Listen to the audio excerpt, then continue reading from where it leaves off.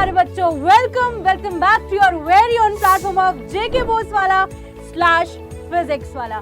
मैं हूं आपकी अपनी पल्लवी मैम और आज की इस वीडियो में हम कंप्लीट करने वाले हैं हिस्ट्री का चैप्टर नंबर 2 जिसका नाम है नेशनलिज्म इन इंडिया। सोचो जरा कैसा था वो भारत जब हमारे पास ना खुद के राइट्स अपने हाथ में थे, ना अपना कोई रूल था, ना ही अपना कोई नेशनल एंथम था।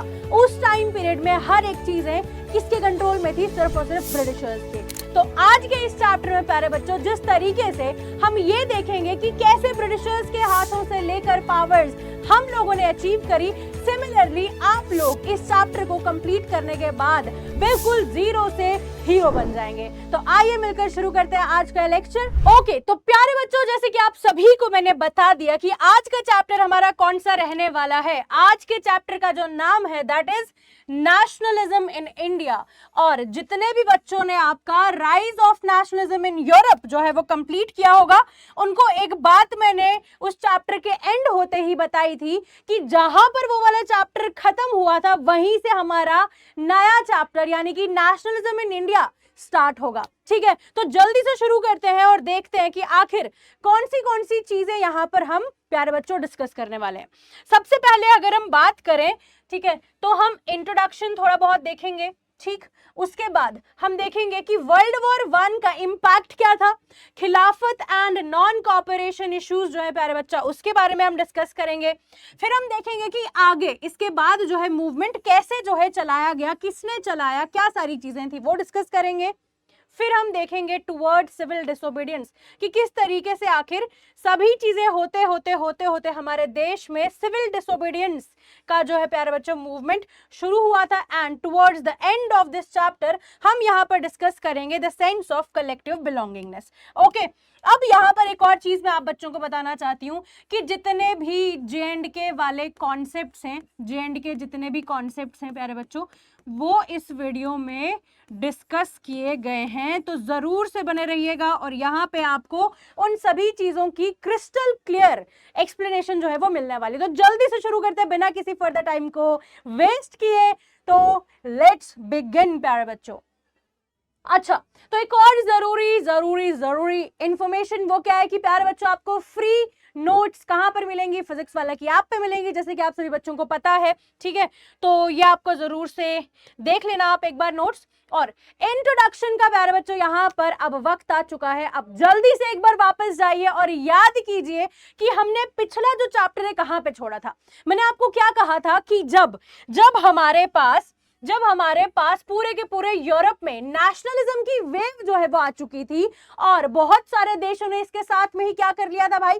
इंडिपेंडेंस अचीव कर ली थी। यानी कि बहुत सारे देश, जितने भी देश थे वो उन्होंने क्या कर लिया था, वहां पर अपनी एक सेपरेट आइडेंटिटी जो है वो बना ली थी। और यहां से ही हमें जो है प्यारे बच्चों एक पॉइंट जो है वो समझ में आता है कि जिस तरीके से न्यू नेशन स्टेट्स की फॉर्मेशन हो रही थी यूरोप के सभी देशों में, उसी तरीके से वहां से ही चीजें इन्फ्लुएंस होकर भारत के जो भी लोग थे उन्होंने क्या चालू कर दिया? नेशनलिज्म के रास्ते पर चलना शुरू कर दिया। अब यहां पर देखो क्या बताया गया है कि फॉर्मेशन ऑफ नेशन स्टेट हो रही थी जहां पर लोग अपनी नई आइडेंटिटी जो है वो बना रहे थे।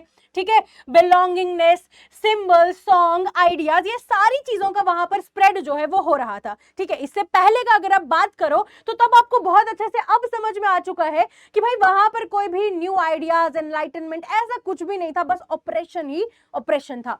लोगों को डराया जा रहा था, धमकाया जा रहा था, उनको उनके हक नहीं दिए जा रहे थे। ठीक है, अब यहां पर आपसे एक सवाल जो है वो पूछा गया। सवाल क्या है? सवाल पूछा गया है कि भाई एक सवाल आपके मन में भी आया होगा that how did it emerge in India. जो हम इतना नेशनलिज्म की बात कर रहे हैं, ये नेशनलिज्म आखिर इंडिया में कैसे आया? बताओ कैसे आया? क्या लगता है आप सभी बच्चों को? ये प्यारे बच्चों हमारे पास इस तरीके से भारत में आया कि आपको पता है कि अगर एक सेब हमारे पास क्या है, कहते हैं ना कि एक सेब को देखकर दूसरा सेब रंग बदल देता है, एक मछली सारे तालाब को गंदा कर देती है। सिमिलरली प्यारे बच्चों यहाँ पर तो अच्छा पॉजिटिव वे में बताया गया है कि जहां पर पूरे की पूरी दुनिया में नेशनलिज्म की वेव अब एकदम से स्पार्क हो चुकी थी, जो शुरू कहां से हुई थी? फ्रेंच रेवोल्यूशन से हुई थी। ठीक है, और वहीं से सारी चीजें सीखकर हमारे पास अब चीजें कहां पर आ गई थी? इंडिया में भी आ चुकी थी। और इंडिया अब यहां पर क्या शुरू कर चुका था? अपना एंटी कॉलोनियल मूवमेंट जो है वो करना चालू कर चुका था। और अगर मैं आप लोगों को ये चीज याद दिलाऊं कि जब हमारे पास पिछला चैप्टर खत्म हुआ था, मैंने आपको बोला था कि सारी दुनिया की जितनी भी बड़ी बड़ी पावर्स थी, इंक्लूडिंग ब्रिटेन, है ना, ब्रिटेन को मिलाकर वो सभी क्या करना शुरू कर गए थे, वर्ल्ड वॉर वन में वो है भाई लग चुके थे, है ना, सब लोग वर्ल्ड वॉर वन में इन्वॉल्व हो चुके थे। और वर्ल्ड वॉर वन में इन्वॉल्व होते ही इनका सारा ध्यान अपनी कॉलोनी से हट चुका था।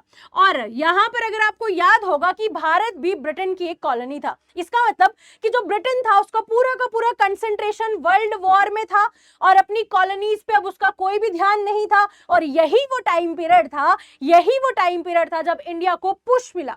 ठीक है, किस लिए पुश मिला, कि वो अपनी आजादी के लिए मूवमेंट्स को और ज्यादा अच्छे पेस पर लेकर जा सके। ठीक है, जो एक वो कहते हैं ना कि इनिशिएशन के लिए एक धक्का ही काफी होता है, वो धक्का इसको वर्ल्ड वॉर वन से मिला। ठीक है ना, अगर आपके बुक पे मतलब या फिर आपके एग्जाम में आपसे सवाल पूछा जाएगा, आपसे क्वेश्चन पूछा जाएगा कि किस तरीके से वर्ल्ड वॉर वन ने भारत के नेशनलिज्म को और ज्यादा सपोर्ट किया, तो यहां से आपको एक कॉन्सेप्ट बहुत अच्छे से समझ में आ चुका होगा कि जब हमारे पास ब्रिटेन वर्ल्ड वॉर वन में पूरी तरीके से इन्वॉल्व था, उस टाइम पर ही जितनी भी कॉलोनीज थी इंक्लूडिंग इंडिया, उन्होंने एंटी कॉलोनियल मूवमेंट्स जो है प्यारे बच्चों वो बहुत ज्यादा तेजी से लाना शुरू कर दिया था। ठीक है, आई होप ये वाला पॉइंट आपको बहुत अच्छे से समझ में आया होगा।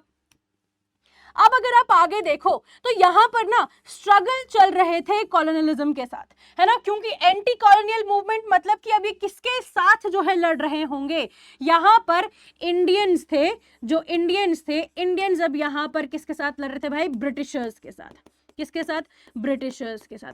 अपने राइट्स के लिए जो है ये अब यहाँ पर आवाज उठा रहे थे। ठीक है, तो यहाँ पर बहुत ज्यादा लंबी स्ट्रगल्स जो है वो चल रही थी। मगर यहाँ पर एक इंपॉर्टेंट चीज जो आपको बताई गई कि जितने भी भारत के अलग अलग ग्रुप्स थे, उन सभी के लिए क्या थे प्यारे बच्चों, यहाँ पर नेशनलिज्म का मीनिंग अलग था। हर एक ग्रुप, यानी कि अगर आप शहरों की तरफ जाओ तो सबके एक्सपीरियंस अलग थे, अगर आप गांव की तरफ जाओ तो लोगों के एक्सपीरियंस बिल्कुल ही अलग थे। ठीक है, अब यहां पर आगे जो है बताया जाता है कि जब हमने देखा कांग्रेस अंडर गांधी, इन्होंने ट्राई किया था कि ये जितने भी पूरे देश में ग्रुप्स हैं उनको क्या करें, उनको यूनाइट करें, एकजुट लेकर आए। मगर शुरुआती तौर पे, जब शुरुआती ये टाइम पीरियड था जब हमारे पास कांग्रेस क्या कर रही थी भाई, डिफरेंट ग्रुप्स को यूनाइट करने की कोशिश कर रही थी, उस टाइम पीरियड में उनको बहुत ज्यादा दिक्कत परेशानी का सामना करना पड़ा। ठीक है, उनको बहुत ज्यादा कॉन्फ्लिक्ट्स वहां पर देखने पड़े, और जिससे इन्होंने क्या भाई कंक्लूड किया कि भाई यहां पर ना एक बहुत बड़ा मास लेवल पर मूवमेंट लाना बहुत ज्यादा मुश्किल है। क्यों, क्योंकि लोग जो है वो फ्रीडम का, आजादी का, नेशनलिज्म का मतलब अपनी अपनी जगह पर अपनी ही मर्जी से समझ रहे हैं। ठीक है, मतलब मेरे लिए अगर मतलब कि पूरी क्लास अटेंड करना आजादी है, वहीं पर आप लोगों के लिए क्या होगा कि बस इंपॉर्टेंट टॉपिक पता चल जाए वही आजादी है। तो सिमिलरली यहां पर बताया गया कि हर एक इंसान के लिए आजादी का मतलब अलग था। ठीक है, इसीलिए सब लोगों को एक शेल्टर, एक छत के नीचे लाना बहुत ज्यादा मुश्किल था, और उसकी वजह से वहां पर बहुत ज्यादा कॉन्फ्लिक्ट जो है वो देखने को मिले। शुरुआती फेज जब था प्यारे बच्चों, यानी कि अगर हम बात करें कि first decade of the 20th century, ठीक है, जो हमारे पास पहले 10 साल थे, उस टाइम पीरियड में हमने क्या देखा प्यारे बच्चों कि ये सारे कॉन्फ्लिक्ट जो हैं वो चलते जा रहे थे। और उसके बाद जब हमने 1920s यानी कि सेकंड डेकेड जब हमारा आया, तब हमने देखा कि लोग थोड़ा सा एक दूसरे के साथ जो है वो सेम पेज पर आना शुरू कर चुके थे, और इसी टाइम पीरियड में हमने non cooperation and civil disobedience को होते हुए देखा। एंड फाइनली यहां पर क्या बताया गया कि जो कांग्रेस है इसने क्या किया था, डेवलप नेशनल मूवमेंट। ठीक है, पूरे पैन इंडिया लेवल पर नेशनल मूवमेंट जो है प्यारे बच्चों वो चालू किए। यहां पर इन्होंने हर एक तरीके के सोशल ग्रुप्स को इन्वॉल्व किया, कैप्चर कर दिया लोगों की इमेजिनेशन को, मतलब कि लोग जिस तरीके से सोच रहे थे उन्होंने उसको एक बहुत अच्छा विजन दिया। एंड फाइनली यहां पर हमें देखने को मिलता है कि कांग्रेस लोगों को यूनाइट करने में भी सक्सेसफुल थी, और एक टाइम हमारे पास ऐसा आता है कि भारत अंग्रेजों से आजाद हो जाता है। ये था आपका इंट्रोडक्शन। अब हम शुरू करते हैं कि आखिर ये पूरी स्टोरी स्टार्ट कैसे हुई, कैसे स्टार्ट हुई भाई। देखो हमारे पास क्या बताया गया कि जब 1919 का टाइम पीरियड था ना, यानी कि वर्ल्ड वॉर जब हमारे पास क्या था, एकदम पीक पे था, वर्ल्ड वॉर, देखो फर्स्ट वर्ल्ड वॉर का अगर हम टाइम पीरियड चेक करें तो फर्स्ट वर्ल्ड वॉर का टाइम पीरियड हमारे पास आता है 1914 से लेकर 1918। तो इसका मतलब है कि इसी टाइम पीरियड में एंटी कॉलोनियल मूवमेंट्स हमारे पास राइज कर गए थे, और जैसे ही हमारे पास वर्ल्ड वॉर वन एंड होती है, वर्ल्ड वॉर वन खत्म होती है, तो तब हमने क्या देखा कि नेशनल मूवमेंट जो है वो हमारे पास नए नए एरियाज तक फैल चुके थे, नए ग्रुप्स इसमें इन्वॉल्व हो चुके थे। अब थोड़ा सा हम डिस्कस करते हैं कि आखिर फर्स्ट वर्ल्ड वॉर के असर यानी कि इंपैक्ट जो हैं वो क्या क्या थे। तो चलो जल्दी से एक बार चेक करते हैं, यहां पर क्या बताया गया है कि भाई जब हमारे पास वर्ल्ड वॉर वन चल रहा था उसी टाइम पीरियड में हमारे पास, देखो जब भी जंग होगी तो सिंपल से ये समझो कि जंग में यहां पर किन किन चीजों की जरूरत थी। यहां पर जंग में इनको भाई बहुत ज्यादा गोला बारूद है ना, वेपन्स, सोल्जर्स, इन सब चीजों की जरूरत थी, पैसे की जरूरत थी। क्यों? क्योंकि भाई जितने सोल्जर्स यहां पर ये अपने बैटल ग्राउंड में भेज रहे थे, ठीक है, तो बैटल ग्राउंड पर जितने सोल्जर्स होंगे उनको सपोर्ट भी करना पड़ेगा, उनको खाने के लिए खाना देना पड़ेगा। बताओ ऐसे भूखा कंकाल कभी लड़ाई कर सकता है क्या? नहीं कर सकता। ठीक है, तो सिमिलरली यहां पर क्या बताया गया प्यारे बच्चों कि डिफेंस का एक्सपेंडिचर यानी कि खर्चा बहुत ज्यादा था, और खर्चा पूरा करने के लिए पैसा नहीं था, और पैसा नहीं था तो क्या लेना पड़ा? लोन्स लेने पड़े, है ना। पैसे नहीं होते तो उधारी में काम चलाना पड़ता है भाई। यहां पर भी ब्रिटेन ने उधार लिया, ठीक है ना। और हमने क्या देखा कि एक अपनी कॉलोनी से इसने पैसा निकालने का एक और तरीका जो है अपनाया, वो क्या था कि टैक्सेस को बढ़ा दिया। ठीक है, देखो कितनी गंदी चाल चली, कस्टम ड्यूटीज को इंक्रीज कर दिया। ठीक है, कस्टम ड्यूटीज क्या होते हैं मैम? मैम जितना भी आप एक्सपोर्ट करो या जितना भी आप इंपोर्ट करो उसके ऊपर आपको क्या देने पड़ेंगे? एक्स्ट्रा चार्जेस देने पड़ेंगे। क्या देने पड़ेंगे मैम? एक्स्ट्रा चार्जेस देने पड़ेंगे। यही एक्स्ट्रा चार्जेस क्या थे आपके पास? कस्टम ड्यूटीज थी। यानी कि ब्रिटिशर्स, अगर आप क्या करो, अगर आप अपने देश से कुछ कॉटन, जूट यहां पर उगाकर बाहर बेचना चाहो, ठीक है, बाहर एक्सपोर्ट करना चाहो, इसको एक्सपोर्ट बोलते हैं। ठीक है, तो अगर एक्सपोर्ट करोगे तब भी आपको एक्स्ट्रा पैसे उस पर चार्ज जो है, ठीक है, वो देना पड़ेगा, और जिसको टैक्स बोला जाता है। सिमिलरली अगर आप बाहर के देशों से कुछ अपने यहां पर लाना चाहोगे तब भी आपको एक्स्ट्रा चार्जेस यानी कि टैक्सेस का भुगतान करना पड़ेगा, मतलब टैक्स देने पड़ेंगे भाई। तो ये क्यों हुआ? क्योंकि ब्रिटिशर्स यहां पर क्या करना चाहते थे? ब्रिटिशर्स अपनी जेब भरना चाहते थे और अपनी कॉलोनियल्स, जितनी भी कॉलोनीज थी उधर से अपना पैसा खींच रहे थे। आई होप ये आपको समझ में आया होगा। एंड इसके साथ ही इन्होंने इनकम टैक्स भी लाया, है ना। इनकम टैक्स भी लाया मतलब कि भाई गरीबों को सैलरी भी दे रहे हैं, उनसे ही पैसा भी निकाल रहे हैं और उन्हीं को और ज्यादा घुमा रहे हैं, उनसे ही काम करवाया जा रहा है। तो यहां पर ये सारी चीजें हुई। इसके साथ में ही क्या होता है भाई कि अब प्राइसेस जो हैं वो बढ़ जाती है, महंगाई आ जाती है। क्यों? क्योंकि भाई ब्रिटेन को तो पैसा चाहिए। अब पैसा कहां से निकाल रहा है? कॉलोनी से, यानी कि इंडिया से। इंडिया में जितनी भी चीजें थी उनकी पैसे, उनके प्राइसेस जो है यहाँ पर अंधाधुंध तरीके से बढ़ा दी गई, जिसकी वजह से लोगों को बहुत ज्यादा दुख, तकलीफ, दर्द, सब चीजें हुई। तो लोग हुए बहुत ज्यादा परेशान। ठीक है ना। अब हम सोचते हैं कि भाई चलो यहां तक भी ठीक है ना, आखिर ब्रिटिशर्स ने कुछ तो अच्छा किया होगा हमारे साथ, पल भर के लिए मान लेते हैं, चलो मान लिया कि ये भी ठीक था। मगर इस टाइम पीरियड के बाद यहां पर क्या किया गया कि भाई जितने भी विलेजर्स थे, यानी कि ब्रिटिश की जो भी कॉलोनी थी, यानी कि भारत के अंदर जितने भी लोग थे जो गांव वाले एरिया से बिलोंग करते थे, उनको मजबूर किया गया। क्या किया गया? मजबूर किया गया कि तुम अब हमारे लिए जंग लड़ोगे। ये बताओ अच्छी चीज थी? नो मैम, बिल्कुल अच्छी चीज नहीं थी। बताओ तुम्हें ही अगर मैं बताऊं कि छोड़ दो पढ़ाई वढ़ाई, कुछ नहीं, चलो यहाँ पर मेरे लिए मैंने एक पॉलिटिकल पार्टी ज्वाइन की है, शुरू की है, तुम लोग उसको ज्वाइन करो, तुम लोग उसको चलोगे, पढ़ाई नहीं करोगे, अपना घर वर छोड़ दो, करोगे? तुम नहीं करोगे ना। तो विलेजर्स कैसे करते? तो उसी टाइम पीरियड में यहाँ पर जो विलेजर्स थे इनको जबरदस्ती फोर्स किया जा रहा था, रिक्रूट किया जा रहा था। कहां पर? वॉर के लिए। इसी को एक तरीके से बोला जाता है फोर्स्ड कॉन्स्क्रिप्शन। क्या बोला जाता है? Forced conscription. भाई बहुत ही मजेदार स्टोरी है, अगर आप ध्यान से सुनोगे ना। देखो ये सारी चीजें हुई, दुख दर्द इनको बढ़ाया, बहुत ज्यादा तकलीफ हुई इनकी। देखो डबल प्राइसेस की क्या थी, 13 से लेकर 18 तक चल रहा था। अब 18 से 21 में क्या हो गया? एक तो पहले ही महंगाई थी, अब सोने पे सुहागा। क्या हो गया कि क्रॉप्स फेल हो गई। बताओ क्रॉप्स क्या हो गई? फेल हो गई, है ना। तो देखो यहां पर अब जो है क्रॉप्स फेल हो गई, जिसकी वजह से फूड की शॉर्टेज हो गई, खाने की कमी जो है प्यारे बच्चों वो सामने आई। और हमने क्या देखा कि इस पे भी, इसके साथ साथ हमने देखा कि एक बहुत बड़ी बीमारी, इन्फ्लुएंजा एपिडेमिक, ठीक है, जैसे महामारी बोला जाता है, जैसे अभी कोविड फैल गया था उस टाइम पीरियड में, इन्फ्लुएंजा जो है भाई फैल गया एकदम बड़े लेवल पे, ठीक है, और जिसकी वजह से लगभग 12 से 13 मिलियन लोगों की जान चली गई 1921 तक। मतलब कि 1920s जो है वो बहुत ही ज्यादा खतरनाक थे, ठीक है। अब देखो ये सारी डिस्ट्रक्शन हुई और फिर भी ब्रिटेन, जो कि हमारे पास कहा जाता है कि हमारे ऊपर रूल कर रहा है, हमारा राजा है मान लो एक तरीके से, तो अगर वो अपनी प्रजा पे ध्यान नहीं दे रहा है और उसकी प्रजा यहां पर सफर कर रही है, तो क्या प्रजा उसको सपोर्ट करेगी? नहीं करेगी। सिमिलरली यहां पर भी हुआ।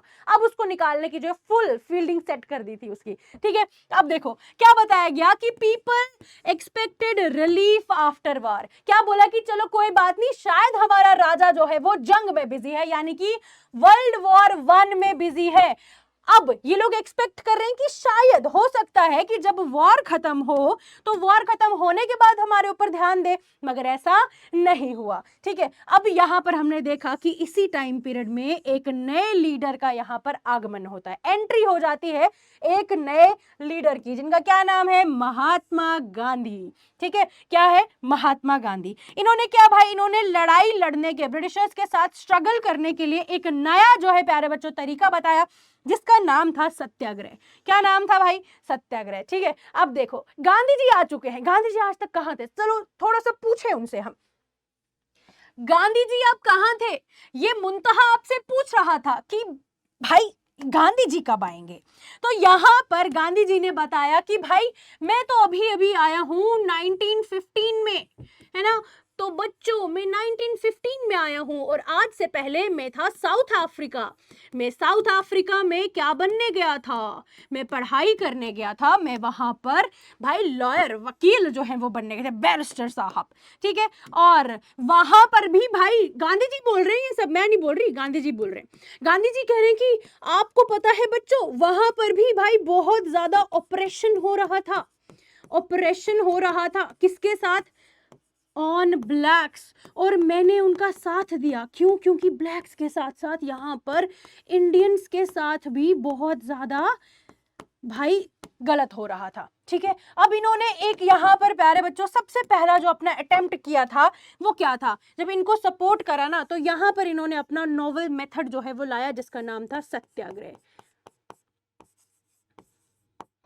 सत्याग्रह। तो बच्चों मैंने वहां पर लाया सत्याग्रह, और मेरे सत्याग्रह के आगे हमारे पास जो वाइट्स थे वो टिक नहीं पाए अगेंस्ट द अपार्थीड। अपार्थीड क्या होता है? रंग भेद, ठीक है। मतलब कि भाई कलर के बेसिस पे जो डिस्क्रिमिनेशन हो रहा था साउथ अफ्रीका में, गांधी जी ने वहां पर भी अपनी आवाज बुलंद की थी और लोगों को वहां से जो है भाई सत्याग्रह करके, अपार्थीड यहां पर जो है इन्होंने सत्याग्रह किया था, ठीक है। अपार्थीड होता है जो कलर के बेसिस पे, रंग के बेसिस पे डिस्क्रिमिनेशन किया जाता है, जैसे कि काला गोरा, इनके बीच में जो डिफरेंशिएट किया जाता था, गांधी जी ने उसके खिलाफ अपनी आवाज उठाई बहुत बेहतरीन बुलंद तरीके से, ठीक है। अब देखो गांधी जी आ चुके हैं कहां पर? गांधी जी आ चुके हैं भारत 1915 में। अब जैसे ही महात्मा गांधी आए, उन्होंने यहाँ की सिचुएशंस तो इनको पता थी, और आते ही इन्होंने सत्याग्रह यहाँ पर लॉन्च कर दिया, इंट्रोड्यूस कर दिया, ठीक है। अब सत्याग्रह होता क्या? क्या होता है सत्याग्रह भाई? सत्य का मतलब होता है सच, ठीक है। अब देखो क्या बोला इन्होंने कि जो मेरा आइडिया है सत्याग्रह का, तो सत्य का मतलब मैं आप सभी बच्चों को बताऊं अगर, तो वो है पावर ऑफ ट्रुथ, ठीक है। एंड सत्य और अहिंसा के रास्ते पे हमको चलना है। क्या बोला सभी को? कि भाई हम तो चलेंगे सत्य और अहिंसा के रास्ते पे, कि कोई तुमको चांटा मार दे तो तुम उसको वापस चांटा ना मारो, ठीक है। तुम उसको अपना दूसरा गाल दिखा दो कि उसको खुद से मारने में शर्म आ जाए, मगर आज ऐसा बिल्कुल भी नहीं होता है। चलो ठीक है, समझ में आया आप सभी को? गंदा नहीं करना चाहती मैं इसको, चलो बढ़िया, ठीक है। तो यहां पर क्या बोला गया कि और साथ में हमको सच का साथ जो है वो देना होगा, है ना। हमको क्या करना होगा? हमें सच का साथ देना होगा और हमें बिल्कुल भी लड़ाई झगड़ा नहीं करना है, ठीक है। हमें क्या करना है प्यारे बच्चों? हमें वायलेंस नहीं करनी है, नॉन वायलेंस का हमें सहारा लेना है और सच का जो है प्यारे बच्चों हमें हाथ थामे रखना है, ठीक है। ये देखो नेक्स्ट क्या बोला कि जब भी हमारे खिलाफ कोई भी इनजस्टिस, नाइंसाफी होगी तो हम क्या करेंगे भाई, फिजिकल फोर्स नहीं लगाएंगे, हम किसी को ऐसे धक्का मुक्की नहीं करेंगे, हम क्या करेंगे, सत्य और अहिंसा से उसको जवाब देंगे। तो गांधी जी ने कुछ यहाँ पर इनिशियल फेजेस में क्या किए थे, कुछ यहाँ पर सत्याग्रह जो है वो ट्राई किए थे, जो आते आते ही इन्होंने यहाँ पे शुरू किए थे, जिनका क्या क्या नाम है, देखो क्या क्या था। सबसे पहला सत्याग्रह इन्होंने कहां पर किया था प्यारे बच्चों, चंपारण में किया था। कहां पर, चंपारण बिहार में, ठीक है। 1917 में जो है इन्होंने किया था चंपारण बिहार का सत्याग्रह, जहां पर हमने क्या देखा था कि जो पीजेंट्स थे उनको बहुत ही ज्यादा जो है परेशान किया जा रहा था ऑपरेसिव प्लांटेशन सिस्टम के साथ। मतलब वहां का प्लांटेशन सिस्टम ब्रिटिशर्स ने क्या रखा था, क्या बोला था इनको, यहां पर बोला गया था कि भाई आप सिर्फ और सिर्फ इंडिगो प्लांट करोगे, ठीक है। इंडिगो जो है प्यारे बच्चों उसी की कल्टीवेशन करोगे। अब चाहे इंडिगो की यहां पर मार्केट में डिमांड हो ना हो, मगर आपको फिर भी इंडिगो ही कल्टीवेट करना है। और पीजेंट्स ये चीजें प्यारे बच्चों नुकसान बर्दाश्त नहीं कर पा रहे थे, और इन्होंने हेल्प किसकी मांगी, इन्होंने हेल्प मांगी यहां पर महात्मा गांधी जी की। जैसे इनको पता चला कि एक संत आदमी आ चुके हैं, अब महात्मा गांधी ने इनकी बहुत ज्यादा हेल्प की, और सबसे पहला सक्सेसफुल हमारे पास जो सत्याग्रह था भारत के अंदर, दैट वाज चंपारण सत्याग्रह, ठीक है ना। अब नेक्स्ट हमारे पास जो सत्याग्रह आया वो कौन सा था, दैट वाज 1918 का खेड़ा सत्याग्रह, जो गुजरात में हुआ था, ठीक है। यहां पर हुआ क्या था कि हमारे पास जो क्रॉप है ना, जो हमारे पास फसल है वो एकदम से खत्म खराब हो चुकी थी, ठीक है, वो एकदम से खराब हो चुकी थी। वहां पर प्लेग जो है वो फैल चुका था, भी एक बीमारी थी, और पीजेंट्स जो है वो डिमांड कर रहे थे रेवेन्यू रिलैक्सेशन। क्यों, क्योंकि हमारे पास जितने भी ब्रिटिशर्स थे वो क्या कह रहे थे, चाहे कुछ भी हो जाए हमको तो पैसा चाहिए, टैक्स चाहिए। क्यों, क्योंकि वो हमारे पास क्या थे, बहुत ही ज्यादा बिजी थे, उनको वॉर में चलाने के लिए पैसा चाहिए था। वो पैसा निकालने की निंजा टेक्निक थी कि भाई जितना भी भारत में चीजें चल रही है उसको इग्नोर करो, लोगों से पैसा लूटो। अब यहां पर पीजेंट्स ने डिमांड करा कि ये जो हमें रेवेन्यू देना पड़ रहा है, प्लीज प्लीज चीज हमें क्या करो, इस रेवेन्यू से माफ कर दो, आजाद कर दो, हम ये रेवेन्यू नहीं दे पाएंगे, और अगर तो देना ही है हमें थोड़ा सा अमाउंट कम कर दीजिए, सो दैट हम इसको आराम से दे पाए। अब महात्मा गांधी तक ये केस चला गया, और महात्मा गांधी ने इनका रिलैक्सेशन करवा दिया। जैसे कि आप लोगों का सिलेबस का जो है प्यारे बच्चों वो रिलैक्सेशन की बात चल रही है, जेके बोस वाला ने चलाई है, बढ़िया बेहतरीन, ठीक है। अब देखो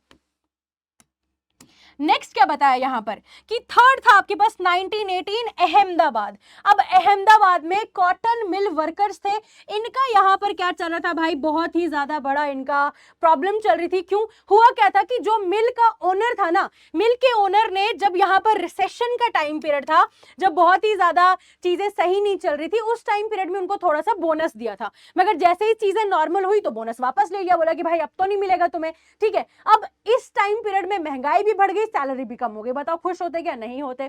तो वो यहां पर गांधी जी के पास चले गए, वो भी और साथ में मिल का ओनर भी, दोनों ने मिलकर गुहार लगाई, और महात्मा गांधी ने क्या डिसाइड किया कि भाई आपको तो जो मिल के वर्कर्स हैं उनको बोनस देना ही पड़ेगा, ठीक है ना, समझ में आया, और वर्किंग आवर्स भी उनके फिक्स करने पड़ेंगे। तो ये हमारे पास तीनों यहां पर क्या बताए गए हैं, आपके सत्याग्रह बताए हैं। और एक ट्रिक है, CAKE, CAKE क्या गो, CAKE गो खो कोक केक। तो केक की अगर आप बात करोगे तो C से है आपका चंपारण, चंपारण, A से है आपका अहमदाबाद, K से है आपका खेड़ा। अब आएंगे कुछ बच्चे बोलेंगे मैम कि ये कैसे, ये तो बना ही नहीं। E से है करसो ईट, खा जाओ इस केक को, मत ना खाओगे तुम केक, अब खा लिया है केक तो अब पछताना मत। अब देखो कुछ बच्चे आएंगे बोलेंगे मैम चंपारण तो आपने ठीक है ये लिखा है, अब यहाँ पर भी 17 है, कहीं पर बहुत ज्यादा मिस्टेक्स बताई है, मतलब इधर बताया आपका 17, ठीक है। अब कुछ बच्चे बोलते हैं मैम 18 लिखो, टेक्स्ट बुक पे भी 18 है। तो बेसिकली इसका कॉन्सेप्ट क्या है, मैं आपको ये थोड़ा सा समझाना चाहती हूँ कि जब हमारे पास ये सिचुएशन देखने के लिए महात्मा गांधी वहां पर गए थे, तब एंडिंग टाइम पीरियड चल रहा था किसका, 17 का, और जब ये एक्चुअल में हुआ तब हमने क्या देखा, स्टार्ट हुआ जब, तब हमने देखा कि 18 चल रहा था, ठीक है। तो इस तरीके से कहीं पर आपका 17 दिया, कहीं पर 18 दिया। अब आप टेक्स्ट बुक फॉलो करो, ठीक है, मैंने इसको खत्म ही कर दिया। आगे चलो, अब हमारे पास क्या होता है, चंपारण सत्याग्रह, खेड़ा सत्याग्रह, अहमदाबाद सत्याग्रह सब चल रहा है उस टाइम पीरियड में। अब जो अंग्रेज थे, स्टोरी याद रखना कि भाई अंग्रेजों को लग रहा है भाई इनका तो कोई मसीहा आ गया है, रुक जा अभी तुमको बताता हूं। तो अंग्रेजों ने यहां पर क्या किया, रॉलेट एक्ट लाया, क्या लाया? रॉलेट एक्ट यहाँ पर लाया। किस साल में? 1919 में। तो देखो 1919 में क्या हुआ प्यारे बच्चों, गांधी जी ने यहाँ पर क्या किया था, डिसाइड किया था कि भाई अब तो मैं एक बहुत बड़ा सत्याग्रह क्या है लॉन्च करूंगा और अंग्रेजों की छुट्टी कर दूंगा। मगर उल्टा क्या हुआ, इसकी छुट्टी की फील्डिंग सेट हो गई थी। हुआ क्या यहाँ पर, हुआ क्या यहाँ पर प्यारे बच्चों कि जो रॉलेट एक्ट आया था ये बहुत ही ज्यादा खतरनाक एक्ट था। ठीक है, रॉलेट एक्ट 1919 में बहुत ज्यादा खतरनाक था। क्यों? क्योंकि यहाँ पर जो है प्यारे बच्चों क्या बोला गया था, यहाँ पर इसके जो है हमारे पास क्लॉज क्या थे, यहाँ पर क्या क्या चीजें बोली गई थी, प्रोविजंस थी कि गवर्नमेंट गॉट इनॉर्मस पावर्स, जो गवर्नमेंट थी उसको अंधाधुंध शक्तियां यहाँ पर मिल गई, अब वो कुछ भी कर सकता है ना।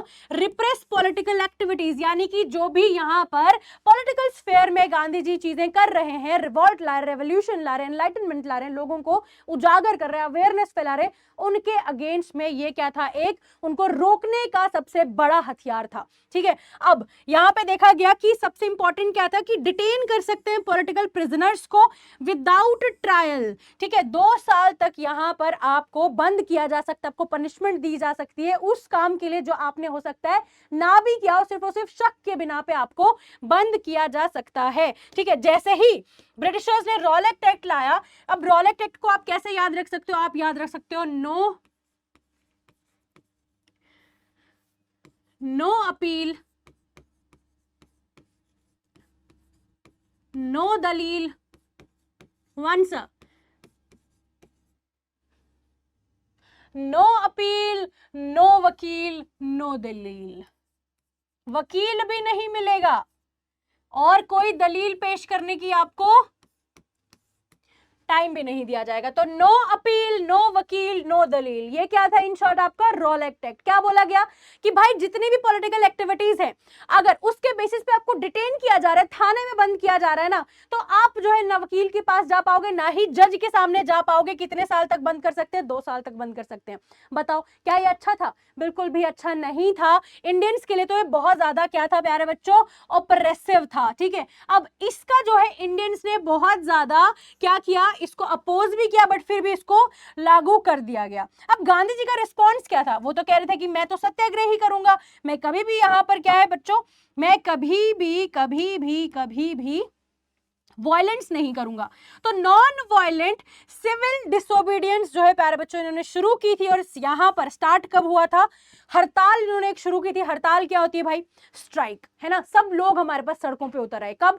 6 अप्रैल को। ठीक है, रैलीज कंडक्ट कराई गई शहरों में, स्ट्राइक्स हुई हमारे पास बहुत ज्यादा जगहों पर, और सारी की सारी दुकानें जो है वो बंद कर दी गई। अब इसके रिस्पॉन्स में ब्रिटिशर्स ने क्या किया इन पर?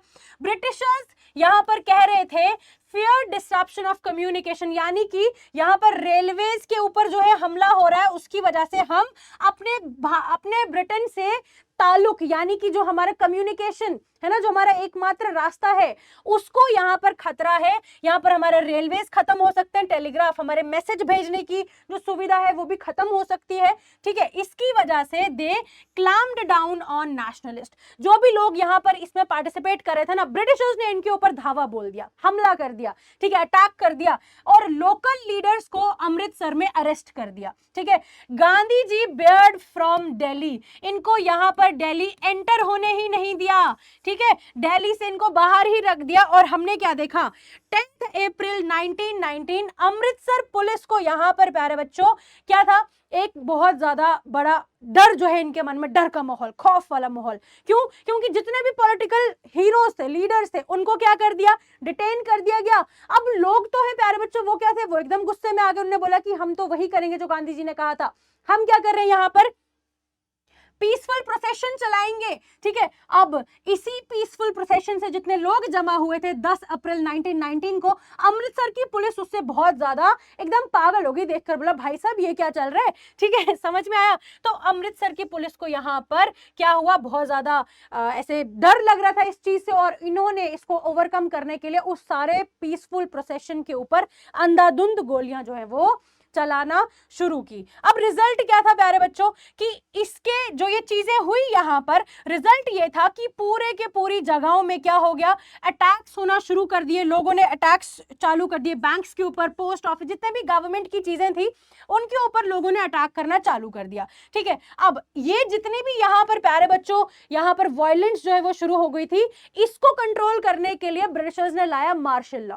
क्या लाया? मार्शल लॉ इंपोज कर दिया गया और यहां पर कमांड किसके हाथों में चली गई? जनरल डायर के हाथों में चली गई। याद रखना, जनरल डायर अब हमारे पास आ जाते हैं मैदान में, और जनरल डायर यहां पर जो है प्यारे बच्चों, अब 13 अप्रैल 1919 का दिन है जिस दिन हमारे पास अमृतसर में जलियांवाला बाग इंसिडेंट जो है वो हुआ था। ठीक है, this is also very important. अब यहां पर क्या बताया गया कि जितना भी क्राउड है ना, जितने भी पब्लिक हमारे पास गैदर हुई थी, इकट्ठा हुई थी, ठीक है, वो क्यों हुई थी? बेसिकली तो यहां पर बैसाखी का मेला था एंड यहां पर प्रोटेस्ट कर रहे थे लोग, जितने भी अंग्रेजों ने इनके खिलाफ अत्याचार किए हैं, ठीक है, इनके ऊपर अत्याचार किए, उसके खिलाफ लोग आवाज उठा रहे थे।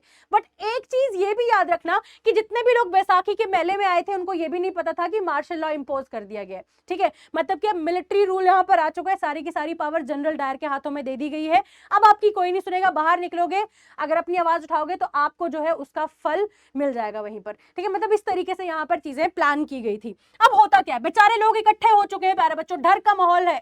मार्शल लॉ जो है ऑलरेडी इंपोज कर दिया गया था, बट विलेजर्स को इसके बारे में बिल्कुल खबर नहीं थी और इसी चीज का फायदा उठाया जनरल डायर ने। क्यों? क्योंकि जो जलियांवाला बाग था हमारे पास, बाग बेसिकली एक बहुत बड़ा ग्राउंड था, ठीक है, जहां पर मेला लगा करता था बैसाखी का, सब लोग वहां पर आए थे और जनरल डायर को पता था कि वहां पर एक ही एग्जिट है, वहीं से लोग आते हैं, वहीं से लोग बाहर जाते हैं। उन्होंने जैसे ही हमारा जो बाग है वो फुल हुआ लोगों से, उन्होंने वो एग्जिट शट करवा दी और जैसे ही एग्जिट बंद होती है प्यारे बच्चों, वहां पर अंधाधुंध जो है गोलियों की बरसात कर दी जाती है और जिसके बाद बहुत ज्यादा हमारे पास पता नहीं कितने लोगों की जान चली जाती है, हंड्रेड्स वर किल्ड। और डायर का मकसद क्या था, कि वो ऐसा क्यों करना चाहता था?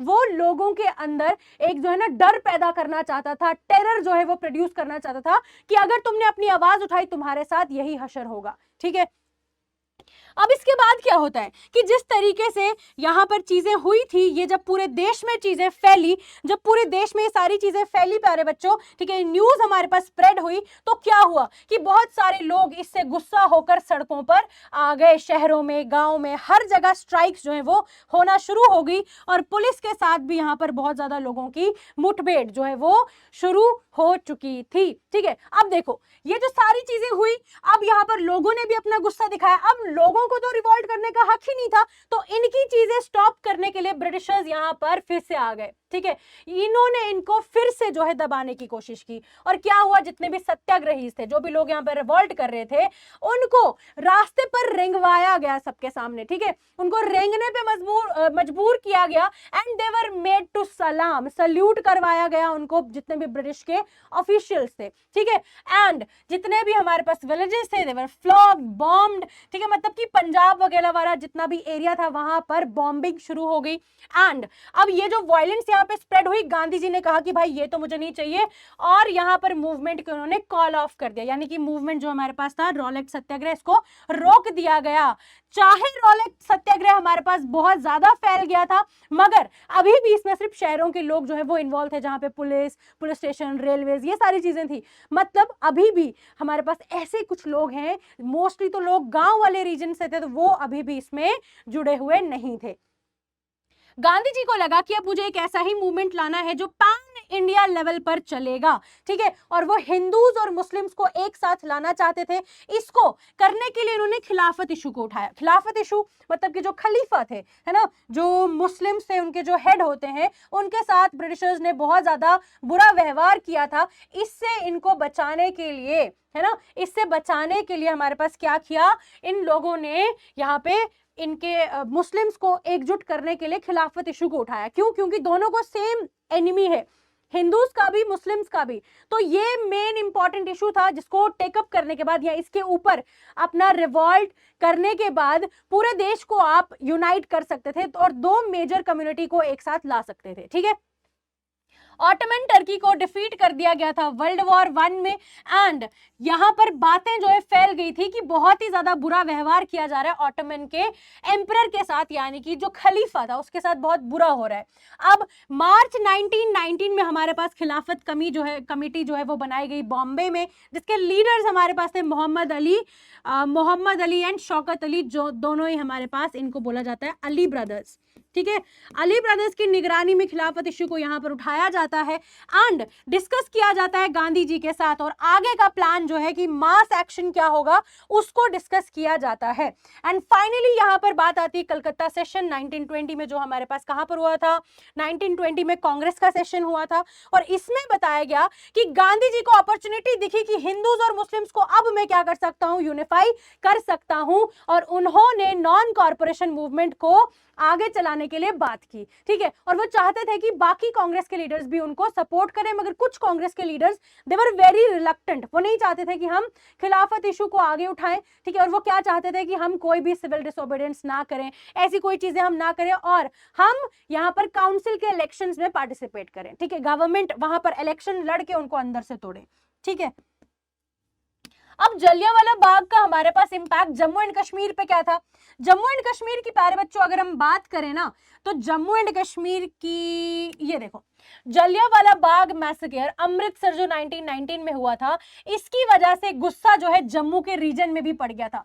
Proximity of Jammu to Punjab, यानी कि हमारे पास जो डिस्टेंस है जम्मू से लेकर पंजाब तक का वो काफी कम है, यानी कि दोनों ही पास पास में पड़ते हैं, साथ साथ में है, तो जिसकी वजह से जो चीजें वहां पे हुई थी ना, उसका पूरा का पूरा असर जम्मू में भी देखने को मिला था। पंजाब का असर हमारे पास जम्मू में भी देखने को मिल रहा था, और यहां पर भी लोगों के मन में एंटी ब्रिटिश सेंटिमेंट्स जो हैं वो बढ़ चुके थे, यानी कि लोग अब ब्रिटिशर्स को बिल्कुल भी पसंद नहीं कर रहे थे। ठीक है, British repression in Punjab influence Jammu as well. समझ में आया? जो भी ब्रिटिशर्स कर रहे थे पंजाब में, वो सारी चीजें जम्मू वालों को भी बहुत ज्यादा बुरी फील हो रही थी। अब आर्य समाज के कुछ लीडर्स थे फ्रॉम गुरुकुल, हरिद्वार, ये कहां पर आ गए, जम्मू आ गए। इन्होंने यहां पर बहुत ही ज्यादा प्रमोट किया पैसिवली, कैसे हम रेजिस्ट करेंगे इन सभी चीजों से, एंड लोगों से क्या की भाई, इन्होंने लोगों से ये चीज बोली, डिमांड करी कि आप लोगों को भी ज्वाइन करना चाहिए स्ट्रगल अपनी फ्रीडम के लिए, अपनी आजादी के लिए। तो इस तरीके से जम्मू के लोग जो है प्यारे बच्चों, यहाँ हम बात करें जम्मू कश्मीर की, तो यहाँ पर भी लोग जो हैं वो अब यूनाइट होना शुरू हो चुके थे और फ्रीडम स्ट्रगल में अपना योगदान देना चालू कर चुके थे। ठीक है, आगे चलते हैं। नेक्स्ट आप यहाँ पर देखोगे कि गांधी जी ने क्या बोला, अब तो कॉल ऑफ कर दिया रॉलेट सत्याग्रह। क्यों? रॉलेट सत्याग्रह में तो बहुत ज्यादा यहाँ पर डिस्टर्बेंस हुई। अब यहां पर क्या बोला गया, गांधी जी ने बोला अपनी एक बुक में, जिस बुक का नाम है हिंद स्वराज, 2009 में इन्होंने लिखी थी। यहां पर इन्होंने बोला कि जो हमारे पास ब्रिटिशर्स हैं वो इसीलिए कंटिन्यू कर पाए हमारे ऊपर रूल करना, क्योंकि हमने उनको कॉपरेट किया, हमने उनको ये चीजें करने दी। ठीक है, इसीलिए उन्होंने बोला कि भाई हमें उनके साथ बिल्कुल भी कॉपरेट नहीं करना है। दैट मीन्स अब यहां पर डिमांड हो चुकी थी नॉन कॉपरेशन की। ठीक है ना, अब यहां पर गांधी जी कहते हैं कि अगर हमने नॉन कॉपरेशन जो है प्यारे बच्चों वो लाया, तो 1 साल के अंदर अंदर हम अपना सेल्फ रूल यानी कि स्वराज जो है वो बना पाएंगे। इसके लिए गांधी जी के पास बहुत अच्छा प्लान था। प्लान क्या था कि भाई हम जो है ये चीजें जो करेंगे, नॉन कॉर्पोरेशन जो लाए हमने, हम इसको स्टेजेस में कंडक्ट करेंगे, है ना, हम इसको स्टेजेस में लाएंगे। जिसका पहला स्टेप था कि गवर्नमेंट ने यानी कि ब्रिटिश सरकार ने जितने भी आपको सम्मान से सम्मानित किया है, जितने भी टाइटल्स अवार्ड्स आपको दिया, आप उनको वापस कर दो, बोलो हमें नहीं चाहिए। नंबर सेकंड बोला कि अब जितने भी ब्रिटिशर्स की फैसिलिटीज है, ऑफिसेज है, सभी चीजों को क्या कर दो भाई, इनको बाइकॉट कर दो, हटा दो, उनको बिल्कुल भी इस्तेमाल ना करो। एंड यहां पर क्या देखा गया कि एकदम से सपोर्ट जो है किसका मिल गया था, 1920 की अगर हम बात करें, गांधी एंड शौकत अली पूरे के पूरे भारत में वो घूमे, ट्रेवल किया उन्होंने। ठीक है, ताकि लोगों को वो अवेयर कर पाए और नॉन कॉर्पोरेशन के बारे में यहां पर इंफॉर्मेशन दे और लोगों को यहां पर अपने साथ में जोड़ ले। ठीक है, अब देखो नॉन कॉर्पोरेशन की वजह से कांग्रेस के अंदर बहुत ज्यादा डिफरेंसेस बन गई थी। मैंने आपको ऑलरेडी बताया कांग्रेस के लोग क्या चाहते थे, कुछ ऐसे जो सीनियर लीडर्स थे वो चाहते थे कि भाई काउंसिल के इलेक्शंस हो। क्या करें हम, काउंसिल के इलेक्शंस में पार्टिसिपेट करके चीजों को यहां पर करें। तो नागपुर सेशन होता है, ठीक है, नागपुर सेशन होता है हमारे पास, और नागपुर सेशन में क्या बताया गया, फाइनली यहां पर डिसाइड की, डिस्कस करके चीजें लाई गई और बोला कि नॉन कॉर्पोरेशन मूवमेंट को हम अडॉप्ट करेंगे। अब दिक्कत क्या थी, डिफरेंसेस यानी कि जहां पर लोगों के कंसर्न्स थे कांग्रेस के अंदर वो क्या थे। लोग कह रहे थे कि भाई ये जो आप बाइकआउट कर रहे हो काउंसिल के election, this is not a good idea, है ना, हमको क्या करना चाहिए, काउंसिल के इलेक्शन में पार्टिसिपेट करना चाहिए, और जो मूवमेंट है ना, जो आप नॉन कॉर्पोरेशन करना चाह रहे हो, उसकी वजह से दोबारा वायलेंस होगी, है ना, मारकाट होगी। तो बाय नवंबर 1920 कांग्रेस ने यहां पर, जो कांग्रेस है वो डिवाइड हो चुकी थी, है ना, divided into supporters versus opponents of the movement, यानी कि नॉन कॉर्पोरेशन के सपोर्ट में जो थे, ठीक है, और इसके जो अगेंस्ट में थे। तो इस तरीके से हमारे पास कांग्रेस में स्प्लिट हो गया, क्या हो गया, कांग्रेस हमारे पास बट गई। ठीक है, आगे चलते हैं। अब देखो, नॉन कॉर्पोरेशन हमारे पास अलग अलग तरीके से अलग अलग जगहों में किया गया। ठीक है, मतलब कि अगर हम बात करें गांव में तो अलग तरीके से उसको कंडक्ट कराया गया, शहरों की बात करें तो अलग तरीके से स्प्रेड हुआ, ठीक है, हिल्स की बात करें तो भाई अलग तरीके से स्प्रेड हुआ। क्या था, आपको यहां पर बहुत इजीली समझ में आने वाला है प्यारे बच्चों, क्यों, क्योंकि आपके लिए मैंने यहां पर थोड़ी सी एक्स्ट्रा मेहनत की है, गुड मार्क्स फॉर एक्स्ट्रा मेहनत। ठीक है, तो देखो कंपैरेटिवली हम जो है तीनों की चीजें पढ़ेंगे। सबसे पहले आप अवध पीजेंट्स मूवमेंट की बात करो अगर, ठीक है, अवध पीजेंट्स की अगर आप बात करो उसके बारे में पढ़ेंगे। फिर हम देखेंगे कि गुडेम हिल्स में जो ट्राइबल मूवमेंट्स थी वो किस तरीके से हो रही थी वहां पर, है ना। फिर हम फाइनली डिस्कस करेंगे असम टी गार्डन में जो लेबरर्स थे उन्होंने मूवमेंट को किस तरीके से प्यारे बच्चों वहां पर कंडक्ट किया। ठीक है ना, ओके तो देखो सबसे पहले हम लीडर की बात करते हैं। नंबर 1 पॉइंट क्या है इसमें, लीडर। लीडर अगर हम अवध की बात करें, यहाँ पे लीडर थे बाबा रामचंद्र, ठीक है, जो एक सन्यासी थे और बहुत पहले ये इंडेंचर्ड लेबर भी रह चुके थे, कहां पर, फिजी में। ठीक है, और गुडेम हिल्स की बात करें तो यहाँ पर थे अलूरी सीताराम राजू, ठीक है, एंड यहाँ पर देखें तो कोई एक सिंगल लीडर तो नहीं था, बट सब के सब लेबरर्स जो हमारे पास है वो क्या थे, गांधी जी से बहुत ज्यादा इंस्पायर थे और नॉन कॉर्पोरेशन मूवमेंट में अपने आप को जो है एक्टिवली पार्टिसिपेंट जो है वो मान रहे थे और वो नॉन कॉर्पोरेट करना चाहते थे, मतलब ब्रिटिशर्स के जो भी लॉज है उनको तोड़ना चाहते थे। ठीक है ना, अब देखो यहाँ पे दुख दर्द क्या था, प्रॉब्लम्स क्या थी कि भाई एक तो अगर हम बात करें अवध पीजेंट मूवमेंट की, यहाँ पे लोगों से रेंट जो है वो ज्यादा लिया जा रहा था और जितने भी लेबरर्स हैं, जितने भी वर्कर्स हैं, उनको बिना वेजेस, नो वेजेस पे काम करवाया जा रहा था, यानी कि बेगार सिस्टम यहाँ पर कंडक्ट करवाया जा रहा था जिससे लोग परेशान थे और कोई भी जमीनों के ऊपर राइट्स इनको नहीं दिए जा रहे थे। अब इन्होंने डिमांड क्या किया कि भाई एक तो हमारे पास जमीन भी नहीं है, ऊपर से आप बिना वेजेस के हमसे काम करवा रहे हो और इतने ज्यादा रेंट्स है, तो हमको रिडक्शन चाहिए रेवेन्यू में, हम इतना ज्यादा पैसा पे नहीं कर सकते और जो आप ये बेगार कर रहे हो, मतलब बेगार सिस्टम जो आप यहाँ पर लेकर आए हो, इससे हमको आजादी चाहिए, हमको अबॉलिशन जो है प्यारे बच्चों चाहिए कंप्लीट। ठीक है, एंड नेक्स्ट क्या बोला कि ये जो लैंडलॉर्ड्स हैं जिसकी वजह से हमें अपनी जमीन के ऊपर राइट नहीं मिल रहा है, इसको खत्म करो। ये इनकी डिमांड्स थी, कहां पर, अवध पीजेंट मूवमेंट्स में। अब हुआ क्या, यहां पर हुआ क्या, इंपॉर्टेंट है कि औध किसान सभा यहां पर 1920 में फॉर्म की गई बाय नेहरू, है ना, जवाहरलाल नेहरू, एंड हमारे पास हम देखें कि बाबा रामचंद्र और इसके साथ में 300 ब्रांचेस इन अ मंथ यहां पर औध किसान सभा की जो है वो बनाई गई। फिर आगे क्या होता है इसमें, यहां पर इन्होंने नई धोबी बंद, ठीक है, क्या क्या चीजें इन्होंने की थी इस सभी मूवमेंट में, नाई धोबी बंद, यानी कि जो बेसिक छोटे छोटे काम करने वाले थे, नाई था, धोबी था, उन्होंने यहाँ पर कॉपरेट करना जो है बंद कर दिया, यानी कि जो ब्रिटिशर्स के छोटे छोटे काम किया करते थे वो काम अब यहाँ पर डिसरप्ट हो गए। ठीक है, अब जितने भी बाजार थे उनमें लूटिंग की गई, इनको तालुकदार जो बड़े बड़े हमारे पास लैंडलॉर्ड्स थे उनके घरों को अटैक किया गया, जितने बड़े बड़े ग्रेन्स की ग्रेनरीज थी, होर्ड्स थे, उन पे क्या कर दिया भाई, उनको सीज कर दिया गया, अपना कंट्रोल उन पे लाया गया। अब कांग्रेस यहाँ पर क्या कर रही थी, try to merge with non corporation. ये जो हमारे पास अवध में पीजेंट्स का मूवमेंट चल रहा था, कांग्रेस चाहती थी कि हम इसको नॉन कॉर्पोरेशन के साथ क्या करें, मर्ज कर ले, मगर बस उसको परेशानी क्या थी कि भाई कहीं पर फिर से वायलेंस यहाँ पे ना हो जाए। ठीक है, अब इसका आउटकम क्या था कि जो मूवमेंट था वो इवेंचुअली वायलेंस में ही कन्वर्ट हुआ और जितना कांग्रेस कंट्रोल नहीं कर सकती थी इस लेवल पर जाकर यहाँ पर वायलेंस हुआ। ये था आपका अवध पीजेंट्स मूवमेंट। अब हम बात करते हैं गुडेम हिल्स एंड ट्राइबल। वहां पर क्या हुआ, देखो गुडेम हिल्स में हमारे पास जो अलूरी सीताराम राजू थे, ठीक है, यहां पर इश्यूज क्या थे, गुडेम हिल्स में प्रॉब्लम थी कि लोगों को जंगल में नहीं जाने दिया जाता था, जबरदस्ती इनसे काम करवाया जा रहा था, रोड बिल्डिंग करवाई जा रही थी और पैसा इनको, देयर वर आल्सो बेगार system, no wages were given. लोग इसके खिलाफ अपनी आवाज जो है वो उठा रहे थे, है ना, ये चाहते थे कि इनको एक्सेस मिले अपने जंगल के रिसोर्सेज का, और ये जो जबरदस्ती का आप हमसे काम करवा रहे हो ये हम नहीं करना चाहते हैं। और ये क्या चाहते थे कि भाई यहां पर भी स्वराज आ जाए, है ना, हम ब्रिटिशर्स से रूल नहीं होना चाहते हैं, स्वराज की डिमांड कर रहे थे।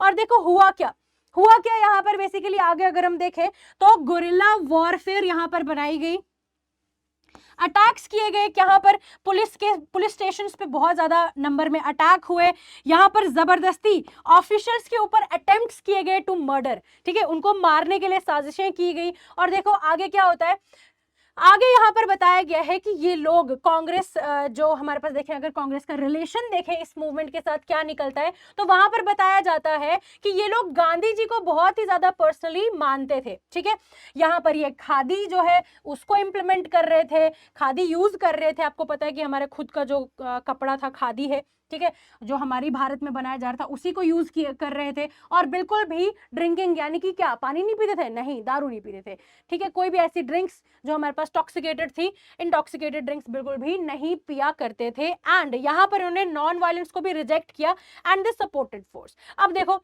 राजू जो है हमारे पास Alluri Sitarama Raju, he was executed in 1924 and he became a folk hero, ये ना अमर हो गए हमेशा के लिए, और ये लोगों के लिए एक बहुत बड़ी क्या बन गए भाई, एग्जाम्पल बन गए। आसाम टी गार्डन की अगर आप बात करो तो जितने भी वहां गार्डन्स में चाय के बागात में काम करने वाले थे ना, इनको यहाँ पर बहुत ही ज्यादा खतरनाक वर्किंग कंडीशंस थी, इनको एक जगह से बाहर मतलब इन गार्डन से, टी गार्डन से बाहर जाने की भी बिल्कुल इजाजत नहीं थी, ठीक है।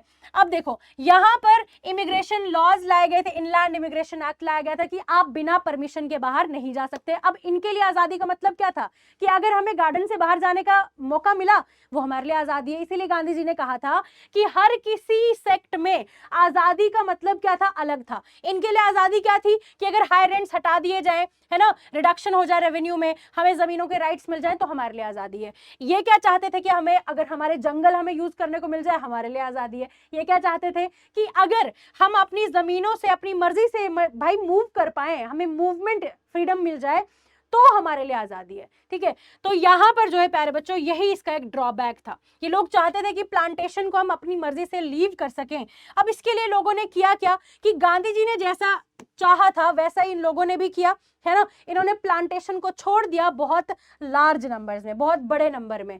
अब यहाँ पर होता क्या है, अब देखो कानून तो यही था ना कि तुम बाहर नहीं जा सकते, इन्होंने कानून तोड़ दिया, है ना, they defied the laws and they left the plantation. ये रैलीज में चले गए, यहाँ पर इन्होंने स्लोगन जो है वो लाए, गांधी जी के साथ स्वराज को लाना चाहा, एंड यहाँ पर नॉन कॉर्पोरेशन को लिंक कर दिया गया था आसाम टी गार्डन के मूवमेंट के साथ। मगर यहाँ पर प्यारे बच्चों इनकी जो होप थी कि हमारे साथ चीजें जो है वो अच्छी होना शुरू होंगी, वो जल्दी ही खत्म हो गई। क्यों? क्योंकि इनके मूवमेंट को सप्रेस कर दिया गया था। But they showed anger of workers against colonial exploitation, है ना। हमें यहाँ पर ये पता चल गया कि लोगों के मन में ब्रिटिशर्स के खिलाफ गुस्सा बहुत भरा हुआ है। गांधी जी को ये बात समझ में आ गई। मतलब कि अगर हम देखें ओवरऑल ये वाला जो मूवमेंट था लेबरर्स का, ये फेल था, ठीक है। आगे चलते हैं। अगर हम बात करें non corporation movement Jammu and Kashmir में, तो प्यारे बच्चों जम्मू एंड कश्मीर में जो नॉन कॉर्पोरेशन मूवमेंट था, यहाँ पर स्टूडेंट्स ने इसको कंडक्ट किया। स्टूडेंट्स कहाँ के? प्रिंस ऑफ वेल्स कॉलेज, जिसको आज आप Gandhi memorial college, GMC college के नाम से जानते हो। यहाँ के बच्चों ने बहुत ज्यादा प्रोटेस्ट किया, क्लासेस को बाइकआउट कर दिया, नंबर्स में हड़ताल की, मीटिंग्स की इन्होंने, है ना, और बहुत ज्यादा लीडर से ये इंस्पायर थे जैसे कि लाला लाजपत राय। मगर इतनी ज्यादा चीजें करने के बाद यहाँ पर अथॉरिटीज ने इनको कॉलेज से बाहर निकाल दिया, दे वर एक्सपेल्ड, ठीक है, एक्सपेल्ड। फिर देखो the movement gained mass support, लोगों ने बाइकआउट कर दिया फॉरेन गुड्स, बाहर की चीजों को यूज करना बंद कर दिया, खुद को स्वदेशी क्लॉथ यानी कि खादी यहाँ पर यूज करना शुरू कर दिया। एंड अगर आप देखो तो हिंदू मुस्लिम यूनिटी को यहाँ पर बहुत ज्यादा प्रमोट किया जा रहा था, भाईचारे को बढ़ाया जा रहा था। लोगों ने शराब पीना छोड़ दिया, अल्कोहल छोड़ दिया, एंड इट लीडिंग टू, इसकी वजह से क्या हुआ, leading sharp decline in foreign cloth imports, बाहर से जो चीप कपड़ा आ रहा था उसको बहुत ज्यादा यहाँ पर डिक्लाइन जो है उसका देखा गया। अब देखो हुआ क्या, ये सारी चीजें चल रही थी, ठीक है, इतने सारे नंबर ऑफ मूवमेंट्स चल रहे थे, नॉन कॉर्पोरेशन अंधाधुंध चले जा रहे हैं, ठीक है, बहुत बड़े लेवल पे चल रहा है, हर जगह चल रहा है। अब आता है हमारे पास 1922 का टाइम पीरियड। 1922 में हमारे पास बच्चों अगस्त में क्या होता है, अगस्त 1922 में हमारे पास एक प्रोसेशन चल रहा था, कहां पर, चौरी चौरा इंसिडेंट हमारे पास होता है, ठीक है, यहाँ पर पीसफुल प्रोटेस्ट हो रहा था बाजार में, और यहाँ पर इस बाजार में जो प्रोटेस्ट हो रहा था बहुत ही लोग आराम से प्रोटेस्ट कर रहे थे, पीसफुली कर रहे थे, सत्याग्रह था बेसिकली। यहाँ पर गुस्से में भरे हुए, है ना, जिनके मन में बहुत ज्यादा गुस्सा था, तो लोग आ गए जिन्होंने लगभग 22 पुलिस मेंस को, पुलिस के ऑफिसर्स को क्या कर दिया, मर्डर कर दिया, ठीक है, उनको मार डाला। कहां पर, चौरी चौरा, एक गांव का नाम है, 1922 में, ठीक है। बट इट एस्केलेटेड इनटू, हमने देखा भाई कि बहुत ज्यादा बड़ा मैटर यहां पर बन गया, एंड फाइनली इस वायलेंस को देखकर गांधी जी को ये मूवमेंट भी कॉल ऑफ करना पड़ा।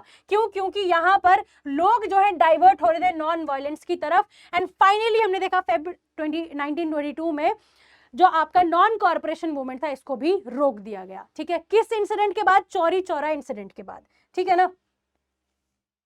अब देखो, अब यहां पर जो है गांधी जी ने क्या बोला, बोला कि अच्छा चलो ठीक है, क्या हो गया कि चौरी चौरा इंसिडेंट हुआ, बहुत ज्यादा भाई बुरा हुआ, तो आपने नॉन कॉर्पोरेशन का आइडिया ड्रॉप कर दिया। इसी टाइम पीरियड में हमारे पास अब क्या है, रास्ता जो है वो बनना शुरू हो चुका था, किसकी तरफ, सिविल डिसोबीडियंस मूवमेंट की तरफ। अब हम क्या करेंगे, सिविल डिसोबीडियंस करेंगे, ठीक है। अब क्या बताया गया कि यहाँ पर कांग्रेस के अंदर अंदर बहुत ज्यादा डिबेट्स, डिस्कशन चल रही थी। जो सीनियर लीडर्स थे जैसे सीआर दास, मोतीलाल नेहरू, ये चाहते थे कि हम जो है काउंसिल के इलेक्शंस में पार्टिसिपेट करें, और इन्होंने यहीं पर क्या कर दिया, स्वराज पार्टी बना ली कांग्रेस के ही अंदर। मतलब अब कांग्रेस बढ़ गया, एक पार्टी बन गई स्वराज पार्टी, जो काउंसिल के इलेक्शंस में पार्टिसिपेट करेगी। तो 1923 में हमारे पास स्वराज पार्टी की फॉर्मेशन हो जाती है, and they wanted to enter council, ठीक है, government of India act 1919 to oppose British policies from inside. इन्होंने बोला कि हम भाई सरकार में घुस के उसको गिराने की कोशिश करेंगे। और इसके अलावा बाकी जो हमारे पास अभी भी गांधी जी के सपोर्ट में थे, देवर जवाहरलाल नेहरू, सुभाष चंद्र बोस, यानी कि ये अब हमारे पास कौन थे भाई, रेडिकल्स थे, ठीक है। और ये क्या चाहते थे कि भाई अभी भी हम आजादी के लिए एक रेडिकल मास मूवमेंट जो है वो लाए, ठीक। अब इसी टाइम पीरियड में क्या होता है, हमारे पास कुछ सालों बाद साइमन कमीशन आ जाता है। मतलब ये सारी चीजें चल रही हैं, सब चीजें हो रही हैं, अभी भी गांधी जी चल रहे हैं, कुछ ना कुछ मूवमेंट कर रहे हैं, मगर उस टाइम पीरियड में एक और चीज जो बड़ी होती है वो क्या थी हमारे पास, कि यहाँ पर देखो, एक चीज तो सबसे पहले ये थी कि साथ साथ में ना एक और चीज हो रही थी कि जब लोगों की हालात देखें हम, एग्रीकल्चर की प्राइसेस जो थी वो काफी ज्यादा गिर गई थी। क्यों, क्योंकि इकोनॉमिक डिप्रेशन का टाइम पीरियड था। 1926 से लेकर 30 तक हमारे पास क्या चल रहा था, बहुत बड़ा डिप्रेशन का टाइम पीरियड चल रहा था, है ना। अब जिसकी वजह से जो जितने भी पीजेंट्स थे वो अपने चीजों को, अपने ग्रेन्स को बेच नहीं पा रहे थे, और लोग यहाँ पर बहुत ज्यादा परेशान थे क्योंकि उनको रेवेन्यू भी पे करना पड़ रहा था। और 1930 तक हमने क्या देखा कि जो गांव वाले रीजन्स है वहां पर भी बहुत ज्यादा डिस्टर्बेंस जो है वो क्रिएट हो गई, ठीक है। अब यहाँ पर ही बीच में जो हमने शुरू किया था साइमन कमीशन, उसमें हुआ क्या था बेसिकली, देखो आप सभी बच्चों को पता है कि यहाँ पर एक हमारे पास ब्रिटिश गवर्नमेंट ने एक कमीशन लाया था जिसका नाम था सर जॉन साइमन। क्या नाम था, सर जॉन साइमन इसका नाम था, ठीक है। और क्या बताया गया कि जितना भी यहाँ पर भारत में फंक्शनिंग हो रही है और जैसा भी यहाँ का कॉन्स्टिट्यूशनल सिस्टम है भारत में, जाकर एक बार उसको रिव्यू करके आओ, सर्वे करके आओ और देखो कि क्या प्रॉब्लम चल रही है भारत के अंदर, ठीक है। अब लोग गुस्सा क्यों थे, लोग गुस्सा इसलिए कि जमीन किसकी, हमारी, मसले किसके, हमारे। रिव्यू कौन करेगा, बाहर से आकर कोई, भाई ऐसा पॉसिबल है, घर के अंदर के लोगों से नहीं पूछोगे कि दिक्कत क्या है तो बाहर से कैसे सोल्यूशन दोगे, तो बोला कि अबे पागल है क्या, हट ना। तो इसीलिए इसको बोला गया कि पागल भाग यहाँ से। तो यहाँ पर नारे लगाए गए, प्रोटेस्ट किए गए बहुत ज्यादा, है ना। और स्लोगन्स क्या चले, गो बैक साइमन, है ना। और प्यारे बच्चों, कांग्रेस और मुस्लिम लीग ने यहाँ पर बहुत ज्यादा डेमोन्स्ट्रेशंस, ठीक है, पब्लिक डेमोन्स्ट्रेशंस करी थी। और यहीं पर साइमन कमीशन का जो हमारे पास ये चल रहा था, यहाँ पर लाला लाजपत राय के साथ बहुत ज्यादा बुरा व्यवहार किया गया था, जिसमें ड्यूरिंग द प्रोटेस्ट इनकी इंजरीज की वजह से इनकी जान चली गई थी, ठीक है ना। तो ये था साइमन कमीशन 1928। अब ये सारी चीजें हुई, ब्रिटिशर्स को पता चला कि यार भारत वाले तो मान ही नहीं रहे, है ना, ये तो हमारे पास बिल्कुल भी नहीं रुक रहे। तो हुआ क्या इसके बाद कि लॉर्ड इरविन जो थे, इन्होंने एक झूठा वादा जो है वो सोचा कि भाई चलो ठगा देते हैं हम, है ना, ऐसे होता ना बच्चों को चुप करवाने के लिए घर वाले कुछ चीजें दिला देते हैं उसको ताकि उसकी अटेंशन डाइवर्ट हो जाए। लॉर्ड इरविन ने क्या किया, डोमिनेंट स्टेटस देकर लोगों को मुंह बंद करवाने का यहां पर सोचा।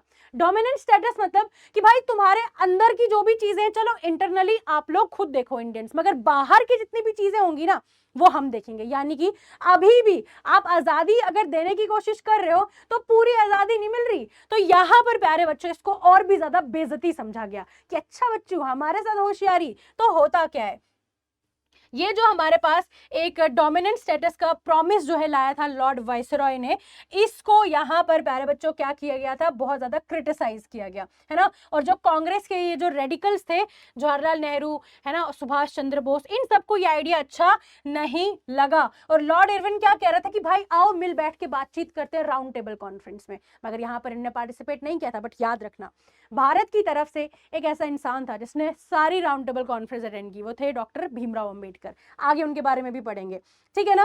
अब यहीं पर ये अक्टूबर की बात थी। तो इसके बाद हमारे पास क्या होती है, लाहौर कांग्रेस सेशन होता है दिसंबर 1929 में, ठीक है ना। अब इस टाइम पीरियड में क्या हुआ, हमारे पास जो हेड थे वो कौन थे इसके, जवाहरलाल नेहरू थे। और कांग्रेस ने यहां पर क्या बोला कि भाई आधी अधूरी आजादी दे रहे हो, भग, हमें क्या चाहिए, पूरी आजादी। तो भाई यहां पर डिमांड रखी गई थी पूर्ण स्वराज की, यानी कि कंप्लीट इंडिपेंडेंस। एंड 26 जन 1930, यानी कि इन्होंने क्या बोला था कि इस दिन को हम अपना आजादी दिवस, है ना, हम क्या मनाएंगे, इंडिपेंडेंस डे मनाएंगे। बट हुआ नहीं इवेंचुअली। और इंडिपेंडेंस डे यानी कि जब पहली बार हमारे पास पूर्ण स्वराज के बारे में बात की गई थी, इसी की याद में, यानी इसको ही रिस्पेक्ट जो है देने के लिए, इसको ऑनर करने के लिए प्यारे बच्चों, अब 26 जनवरी जो है हमारे पास इस डेट को सिलेक्ट किया गया था जब हमारा रिपब्लिक डे मनाया जाता है, ठीक है। अब लोगों को यहां पर बोला गया कि हम यहां पे कसम खाते हैं कि हम स्ट्रगल करेंगे तब तक जब तक हम आजादी अपने देश को ना दिला दें। ओके, ये सारी चीजें हुई, बहुत ही आपको अच्छे तरीके से समझ में आ चुकी होंगी। अब होता क्या है, होता क्या है कि भाई ये सारी चीजें जब चल रही थी ना, मतलब कि साइमन कमीशन आ गया, है ना, यहाँ से लॉर्ड इरविन ने बोला डोमिनेंट स्टेटस दे दूंगा, कांग्रेस ने बोला हमें तो पूर्ण स्वराज चाहिए। ये सारी चीजों में और ज्यादा मैटर आगे बढ़ाने के लिए गांधी जी ने क्या किया, ऑन 31 जन 1930 में, आप कहानी की तरह याद रखो, 29 में हमारे पास लाहौर सेशन हुआ ना पूर्ण स्वराज, यहां पर 1930 में गांधी जी ने एक लेटर लिखा, खत लिखा लॉर्ड इरविन को, ठीक है। और उसमें अपनी 11 डिमांड्स के बारे में बात की। और 11 डिमांड्स प्यारे बच्चों इस तरीके से फॉर्मुलेट की गई थी कि पूरी कंट्री के लोगों की उसमें बात रखी गई थी, ताकि सब लोगों को एकजुट जो है वो एक शेल्टर के नीचे लाया जा सके, ठीक है। गांधी जी ने बोला क्या कि अगर आप मेरे डिमांड्स 11 मार्च तक फुलफिल नहीं करोगे तो मैं एक बहुत बड़ा नेशन लेवल पर सिविल डिसोबीडियंस स्टार्ट कर दूंगा। और इरविन ने बोला लेट हैंगा, मैं तो नहीं कर रहा। तो लॉर्ड इरविन ने रिफ्यूज कर दिया, ठीक है। और जिसके रिस्पॉन्स में गांधी जी ने क्या किया प्यारे बच्चों, यहां पर 12 मार्च को 1930 को सॉल्ट मार्च प्यारे बच्चों शुरू कर दिया साबरमती आश्रम से, ठीक है। अब साबरमती आश्रम से ये कहां की तरफ चले गए, दांडी की तरफ चले गए, ठीक है। कहां की तरफ चले गए, दांडी की तरफ। जब इन्होंने पूरा का पूरा रीजन कितना कवर किया था, कितना डिस्टेंस कवर किया था, 240 माइल्स, ठीक है। 10 दिन में इन्होंने कवर किया था। एक दिन में इन्होंने मतलब एक दिन में ये 10 माइल्स चले थे, तो दैट मीन 24 दिन में इन्होंने अपना पूरा सफर कंप्लीट किया था साबरमती से लेकर दांडी तक। और 78 इनके साथी और साथ में थे। अब ये क्या चाहते थे, ये चाहते थे हम सिविल डिसोबीडियंस करें ना। सिविल डिसोबीडियंस मतलब कि भाई जितने भी कानून आप लोगों ने बनाए ब्रिटिशर्स ने हमारे लिए, हमारे मानने के लिए, हम ना मानते, मैं ना मानू ना मानू ना मानू। गांधी जी ने इनको दिखाया ठेंगा। और गांधी जी कहां चले गए भाई, चले गए दांडी की तरफ, ठीक है। और 6 अप्रैल को ये कहां पहुंच गए थे, दांडी पहुंच गए थे 1930 में। गांधी जी जब दांडी पहुंचे तो यहां पर उन्होंने सॉल्ट लॉ जो है वो तोड़ दिया। कैसे, नमक को बना के उन्होंने वहां नदी से पानी उठाया, उसको बॉयल किया और वहां से सॉल्ट को मैन्युफैक्चर करा, जो कि मोनोपोली थी ब्रिटिशर्स की। ब्रिटिशर्स ने सॉल्ट टैक्स जो है लाया था और सॉल्ट लॉ बेसिकली लाया था कि नमक बनाने का काम जो है वो कौन और कौन करेगा, सिर्फ और सिर्फ ब्रिटिशर्स करेंगे, ठीक है। तो ये चीज होती है और इसी के साथ हमारा nationwide civil disobedience movement हमारे पास शुरू हो जाता है। जो शुरू किस तरीके से हुआ, बाइकआउट किया लोगों ने, ठीक है, जितने भी कानून थे, कॉलोनियल लॉज थे, उन सबको लोगों ने तोड़ना जो है वो शुरू कर दिया था। आई होप यहां तक कि आपको चीजें समझ में आई होंगी। अब देखो सिविल डिसोबीडियंस की अगर हम बात करें, गवर्नमेंट ने क्या किया यहां पर प्यारे बच्चों, रिप्रेस करने की कोशिश की सिविल डिसोबीडियंस को। एक एक करके सारे लीडर्स को अरेस्ट किया जाने लगा। 1930 में अप्रैल की अगर हम बात करें, खान अब्दुल गफ्फार खान को अरेस्ट किया गया, ठीक है, खान अब्दुल गफ्फार खान को अरेस्ट किया गया। कहां पर प्यारे बच्चों, पेशावर के प्रोटेस्ट के अंदर पुलिस की फायरिंग में, ठीक है। फिर देखो नेक्स्ट हमने देखा मई 1930 गांधी जी को भी अरेस्ट कर दिया गया। और ज्यादा लोगों में गुस्सा, प्रोटेस्ट और बड़ी लेवल पे होना शुरू हो गया। शोलापुर वर्कर्स ने अटैक कर दिया पुलिस के स्टेशन पे, पुलिस स्टेशन पे, कोर्ट्स पे, रेलवेज पे, हर जगह गवर्नमेंट का क्रैकडाउन शुरू हो गया था। इवन की वुमेन्स को भी पीटा गया एंड 1 लाख लोगों को जेल में बंद कर देगा। सोचो भाई इंटेंसिटी कितनी बड़ी हो चुकी थी। अब जो है एकदम मेन मूवमेंट आ चुका था। मूवमेंट का राउंड टेबल कॉन्फ्रेंसेस चल रही है, जो लॉर्ड इरविन ने बोला आओ मिल बैठ के बात करते हैं, ठीक है। अब हुआ क्या कि दिसंबर 1931 में गांधी जी ने लंदन में कॉन्फ्रेंस अटेंड की, मगर वहां पर कोई भी बातचीत उनके साथ नहीं की गई। जो वो चाहते थे वो चीजें नहीं हुई एंड वो वापस भारत आए और उनने दोबारा से रिप्रेशन की एक नई वेव जो है वो चालू कर दी। अब यहां पर क्या बोला गया है कि भाई खान अब्दुल गफ्फार खान और नेहरू जी को जेल में डाल दिया गया था। जो कांग्रेस थी इसको इलीगल बोला गया, ठीक है। मतलब कि देखो पहले तो बुलाया गया कि आओ मिल बैठ के सेकंड राउंड टेबल कॉन्फ्रेंस में बात करते हैं, बुलाया भी गया और वहां पर तो एक तो बात भी नहीं हुई, उनकी बात भी नहीं सुनी गई, उल्टा क्या चार्ज कर दिया गया कि कांग्रेस इलीगल है, भागो यहां से। तो कांग्रेस को इलीगल डिक्लेयर कर दिया गया। अब यहां पर भाई एक और इंटेंस सीन होता है। वो क्या था कि गांधी इरविन पैक्ट 5 मार्च 1931, बेसिकली इसमें क्या बात की गई थी कि गांधी जी ने कॉल ऑफ कर दिया था मूवमेंट और इन्होंने बोला कि मैं चला जाता हूं, आपकी कॉन्फ्रेंस अटेंड कर लेता हूं, ठीक है। गवर्नमेंट ने एग्री कर दिया था कि अगर आप वहां पर आओगे, बातचीत करोगे हमारे साथ, तो जितने भी पॉलिटिकल प्रिजनर्स यहां पर प्यारे बच्चों हमने बंद किए हैं उनको हम रिहा कर देंगे। मतलब कि गवर्नमेंट के रिप्रेशन के बाद आपका गांधी इरविन पैक्ट जो है वो हुआ था 5 मार्च 1931 को एंड फाइनली यहां पर जो है वो चीजें जो इन्होंने एग्री किया था कि हम यहां पर अगर आप अटेंड करोगे, हमसे नेगोशिएशंस करोगे, हम आपके लोगों को छोड़ देंगे। मगर होता क्या है कि राउंड टेबल कॉन्फ्रेंस जो है प्यारे बच्चों वो एकदम से फेल होती है, फ्लॉप होती है, कांग्रेस को इलीगल डिक्लेयर कर दिया जाता है। अब शुरू होता है second phase of the civil disobedience. अब तो मतलब इज्जत पे आ गई है ना। अब इन्होंने क्या बोला कि अब तुझे बताता हूं बेटा, है ना। तो यहां पर प्यारे बच्चों गांधी जी ने दोबारा से मूवमेंट को रीलॉन्च किया। बहुत ज्यादा यहां पर जो है प्यारे बच्चों रिप्रेशंस हुए एंड 1934 की अगर हम बात करें प्यारे बच्चों तो मूवमेंट थोड़ा सा स्लो हो गया। बाय 1934 मूवमेंट ने अपना मोमेंटम गवा दिया। सिविल डिसोबीडियंस की बात करें जम्मू एंड कश्मीर में तो एक्टिव पार्टिसिपेंट्स कौन थे, यानी कि एक्टिवली पार्टिसिपेट किसने करा था, स्टूडेंट्स ने, फीमेल्स ने, मर्चेंट्स, ट्रेडर्स, ठीक है। इन्होंने क्या किया, हड़ताल की, डिमॉन्स्ट्रेशन, स्लोगन लगाए इन्होंने। यहां पर भी इंडिपेंडेंस जो पूरी कंट्री में चल रहा था वो जम्मू में भी चल रहा था, जम्मू कश्मीर में भी चल रहा था, ठीक है। अब देखो मगर ये लिमिटेड था, यानी कि सिर्फ टाउन्स में हो रहा था और रूरल स्प्रेड इसका जो है प्यारे बच्चों वो रुका हुआ था due to government control and peasants fear of losing concessions. मतलब कि इनको जो थोड़ा बहुत कंसेशन दे रही थी गवर्नमेंट, लोगों को लगा या जो फार्मर्स है उनको ऐसा फील होता अगर हम इनके खिलाफ आवाज उठाएंगे कहीं ऐसा ना हो कि हम पर ही भारी पड़ जाए, है ना। जो हमें कंसेशन दिया जा रहा है टैक्स में, रेवेन्यू में, इन सब चीजों में, तो कहीं ऐसा ना हो कि हमें बढ़ाई दिया जाए, हमारी ही मुसीबत और बढ़ जाए, ठीक है। हुआ क्या, सिवियर रिप्रेशन, इनकी आवाज को बहुत ज्यादा बुरे तरीके से दबाने की कोशिश हुई। कांग्रेस को डिसॉल्व कर दिया गया। न्यूज़पेपर एक चला बहुत ज्यादा, देश, ठीक है, जो चल रहा था, इसको बैन कर दिया गया। डोगरा सदर सभा, इसको भी डिसॉल्व कर दिया गया, जो हमारे पास कब बनाई गई थी, 1904 में महाराजा प्रताप सिंह एंड राजा अमर सिंह के द्वारा। इनके और भी लोग थे साथ में, इन्होंने यहाँ पर डोगरा सदर सभा जो है बनाई थी, इसको भी डिसबैन कर दिया गया। और याद रखने के लिए आप क्या कर सकते हो कि जम्मू कश्मीर में बेसिकली किसने, स्टूडेंट्स और ट्रेडर्स ने प्रोटेस्ट चलाया था।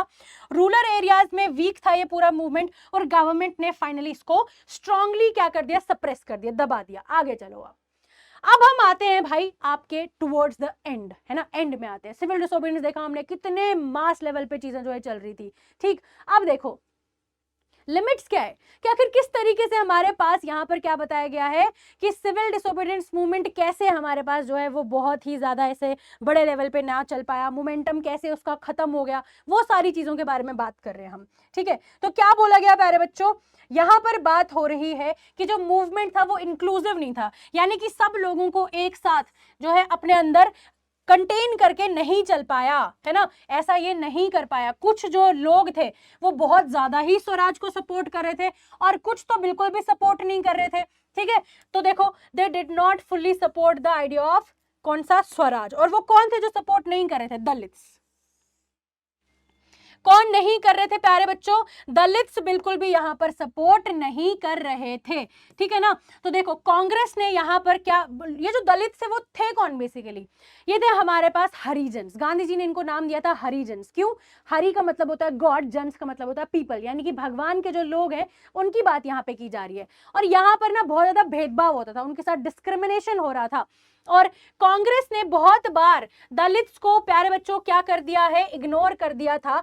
क्यों, ताकि ये जो सनातन धर्म के फॉलोअर्स हैं उनको बुरा ना लग जाए। क्यों, क्योंकि हिंदुइज्म में ही डिस्क्रिमिनेशन फॉलो किया जा रहा था। ठीक है, अब देखो मतलब ये जो लोअर कास्ट के लोग थे इनको बहुत ज्यादा एलिनेटेड, अलग सा फील करवाया जाता था। गांधी जी चाहते थे कि जो अनटचेबिलिटी की बीमारी है इसको भाई बिल्कुल ही खत्म कर दिया जाए। एंड इन्होंने इनको बोला दलित हरिजन्स, है ना, जैसे हरिजन्स मैंने आपको बताया गॉड्स पीपल, गॉड्स पीपल। ठीक है, ताकि लोग इनसे और भी ज्यादा अटैच्ड फील कर पाए। अब यहाँ पर इस डिस्क्रिमिनेशन को खत्म करने के लिए गांधी जी यहाँ पर क्या किए, ही वर्कड फॉर देम। इन्होंने खुद जाकर टॉयलेट्स क्लीन करे, लोगों को यानी कि जो अपर कास्ट के लोग थे उनको बोला कि अपना एटीट्यूड चेंज करो, इन लोगों के लिए आप अपने मन में थोड़ा एम्पैथी जो है वो लाओ, है ना। और क्या बोला गया, जो दलित लीडर्स थे वो क्या चाहते थे, जो भी दलित को रिप्रेजेंट कर रहे थे, यानी कि जैसे भीमराव अंबेडकर, ये चाहते थे political representation along social equality, कि हम क्या करें, हमें सेपरेट इलेक्टोरेट चाहिए। ठीक है, सेपरेट इलेक्टोरेट चाहिए और यहाँ पर ये सारे रिफॉर्म्स जो है लाना चाहते थे। मगर गांधी जी ने कहा कि भाई अगर सेपरेट इलेक्टोरेट तुम लाओगे तो आज नहीं, हमेशा हमेशा के लिए जो अनटचेबल है ना वो वाला टैग इनके ऊपर लगा रहेगा, लोग इनके साथ डिस्क्रिमिनेशन करते रहेंगे। और इधर से हमारे पास क्या है, अंबेडकर जी अपनी बात नहीं मान जो है वो छोड़ रहे थे, और एक तरफ से गांधी जी अपनी बात जो है वो नहीं छोड़ रहे थे। प्यारे बच्चों देखो एक मिनट, यहां पर क्या हो रहा था प्यारे बच्चों कि हमारे पास जो डॉक्टर बी आर अंबेडकर हैं, B R Ambedkar, doctor B R Ambedkar चाहते थे सेपरेट इलेक्टोरेट्स, इलेक्टोरेट्स किसके लिए, दलित्स के लिए। मगर गांधी जी ने क्या बोला, गांधी जी कह रहे थे कि भाई ऐसा नहीं, इसके अगेंस्ट में थे, वो इसको बिल्कुल भी सपोर्ट नहीं कर रहे थे। ठीक है, और इसी के लिए गांधी जी हमारे पास किस पे चले गए थे, फास्ट ऑन टू डेथ। ठीक है, भूख हड़ताल करना शुरू कर गए थे, मैं कुछ नहीं खाऊंगा जब तक मेरा बी आर अंबेडकर मेरी बात नहीं मानेगा। ठीक है, अब इन्हीं चीजों को सॉर्ट करने के लिए इन दोनों के बीच की जो लड़ाई चल रही थी, जो हमारे पास बातचीत ऐसी चल रही थी, है ना, इसको सेटल डाउन करने के लिए हमारे पास एक पैक्ट होता है ना, एक समझौता आता है जिसका क्या नाम था, जिसका नाम था प्यारे बच्चों पूना पैक्ट। क्या नाम था, पूना पैक्ट। पूना पैक्ट में हमारे पास जो गांधी जी हैं इनकी बात मान ली गई, यानी कि सेपरेट इलेक्टोरेट जो है दलित्स को नहीं दिए। हाँ, एक चीज आई थी कि रिजर्वेशन दिया गया, रिजर्वेशन दिया गया दलित्स को। ठीक है, रिजर्वेशन फॉर दलित्स जो है प्यारे बच्चों वो लाया गया। ठीक है, तो इस तरीके से हमारे पास चीजें जो है यहां पर चली थी। अब देखो यहां पर बताया गया कि जो महाराजा हरि सिंह है इन्होंने किस तरीके से अनटचेबिलिटी की एक जो ये चीज थी, बुरी चीज थी, इसको जम्मू एंड कश्मीर से हटाने के लिए क्या एफर्ट्स किए थे। क्या हुआ था, जम्मू एंड कश्मीर में महाराजा हरि सिंह 1925 से लेकर 47 तक इन्होंने बहुत ज्यादा अच्छे स्टेप्स लिए थे ताकि ये अनटचेबिलिटी को खत्म कर सके। और इन्होंने क्या किया था, 31 अक्टूबर 1932 में इन्होंने एक प्रोक्लेमेशन निकाली थी, ठीक है, opening temple, schools and public wells to Harijans, यानी कि सबसे पहली बार ऐसा देश में हुआ था जहां पर जो एससीज हैं, हरिजन्स हैं, जो बेसिकली अनटचेबल्स हैं, उनको तो मंदिर में नहीं आने दिया जाता था, उनके स्कूल अलग होते थे, स्कूल्स में नहीं आने दिया जाता था, पब्लिक के जो कुएं थे उसको यूज नहीं करने दिया जाता था, मगर देश में पहली बार जम्मू एंड कश्मीर में महाराजा हरि सिंह ने लोगों का वेलकम करा, है ना, और उनको जो है इक्वल अपॉर्चुनिटी दी, सोसाइटी में उनको इक्वालिटी जो है वो दी, जिसकी वजह से इक्वल एक्सेस मिला हर किसी कम्युनिटी को। इसके बाद यहां पर बताया गया कि this made him the first princely ruler, पहला ऐसा प्रिंसली स्टेट के जो राजा थे, कौन बने, हमारे महाराजा हरि सिंह जी, जिन्होंने हरिजन्स को बराबरी देने के लिए इतना बड़ा स्टेप लाया था, ठीक है। एंड इससे पहले कि गांधी जी इतना बड़ा ये चीज करते, हमारे जो हरि सिंह जी हैं उन्होंने ये सारी चीजें ऑलरेडी कर चुके थे वो, ठीक है। अब देखो और क्या क्या चीजें हुई थी, ये सेम जो चीज मैंने अभी आपको बताया कि पूना पैक्ट हो गया था 1932 में अंबेडकर और गांधी जी के बीच में। फिर नेक्स्ट मुस्लिम लीग जी, जो मुस्लिम्स थे हमारे पास, उन्होंने क्या बोला कि भाई जैसे ही खिलाफत इशू को आपने बहुत ही ज्यादा कम कर दिया ना, तब से वो एलिनेटेड यानी कि अलग हो गए थे। उनको लगा कि कांग्रेस की वजह से हिंदूज का डोमिनेशन बहुत ज्यादा हो रहा है और उनको माइनॉरिटी जो है वो फील हो रहा था, ठीक है, माइनॉरिटी कंसर्न्स उनको थे बहुत ज्यादा कि आगे चलकर भी हमारे साथ ऐसा ही होने वाला है, ठीक है। क्यों? क्योंकि कांग्रेस किसको सपोर्ट कर रही है, हिंदूज को, ऐसा इनको फील हो रहा था। नेक्स्ट है आपके पास जो इंडस्ट्रियल वर्कर्स थे, उनका बहुत ही ज्यादा कम सपोर्ट था, किसमें, सिविल डिसोबीडियंस मूवमेंट में। कांग्रेस ने इग्नोर किया था वर्कर्स के राइट्स को। यहां पर ट्रेड यूनियंस प्यारे बच्चा जो है सेपरेटली बनाई गई थी। नेक्स्ट देखो बिजनेस क्लासेस की बात करें अगर हम, तो इन्होंने इनिशियली जो है सिविल डिसोबीडियंस मूवमेंट यानी कि सीडीएम को सपोर्ट किया था, मगर बाद में इन्होंने इसको अपने सपोर्ट को उनसे वापस ले लिया, ठीक है। उनको लगा कि भाई हमारे पास जो कांग्रेस है ना वो कभी भी कुछ भी कर सकता है, तो उस पर भरोसा नहीं किया जा सकता, निकल लो वहां से। फिर अगर हम बात करें पीजेंट्स की, जो थोड़े अमीर थे, रिच पीजेंट्स थे, इन्होंने यहाँ पर सपोर्ट किया था अपने मतलब के लिए, सिर्फ रेवेन्यू की रिडक्शन के लिए सपोर्ट किया था। और जब यहाँ पर प्यारे बच्चों उनकी डिमांड्स नहीं पूरी हुई, रेवेन्यू में रिडक्शन नहीं हुआ, तो उन्होंने भी अपना सपोर्ट हाथ पीछे खींच लिया, ठीक है। फिर यहाँ पर देखते हैं गरीब पीजेंट्स, पुअर पीजेंट्स का क्या था। पुअर पीजेंट्स की बात की हमने तो ये चाहते थे कि जो जमीनों पे इनको ज्यादा से ज्यादा रेंट दिया जा रहा है वो इनसे कम हुआ किया जाए, वो भी नहीं हुआ। कांग्रेस ने यहाँ पर नो रेंट कैंपेन्स नहीं चलाए, तो जिसकी वजह से पुअर पीजेंट्स को लगा कि जब हमारी बात ही नहीं हो रही हम क्यों सपोर्ट करें। ये सारे रीजंस थे जिसकी वजह से सिविल डिसोबीडियंस मूवमेंट हमारे पास अपना मोमेंटम 1934 तक गवा चुका था, खत्म।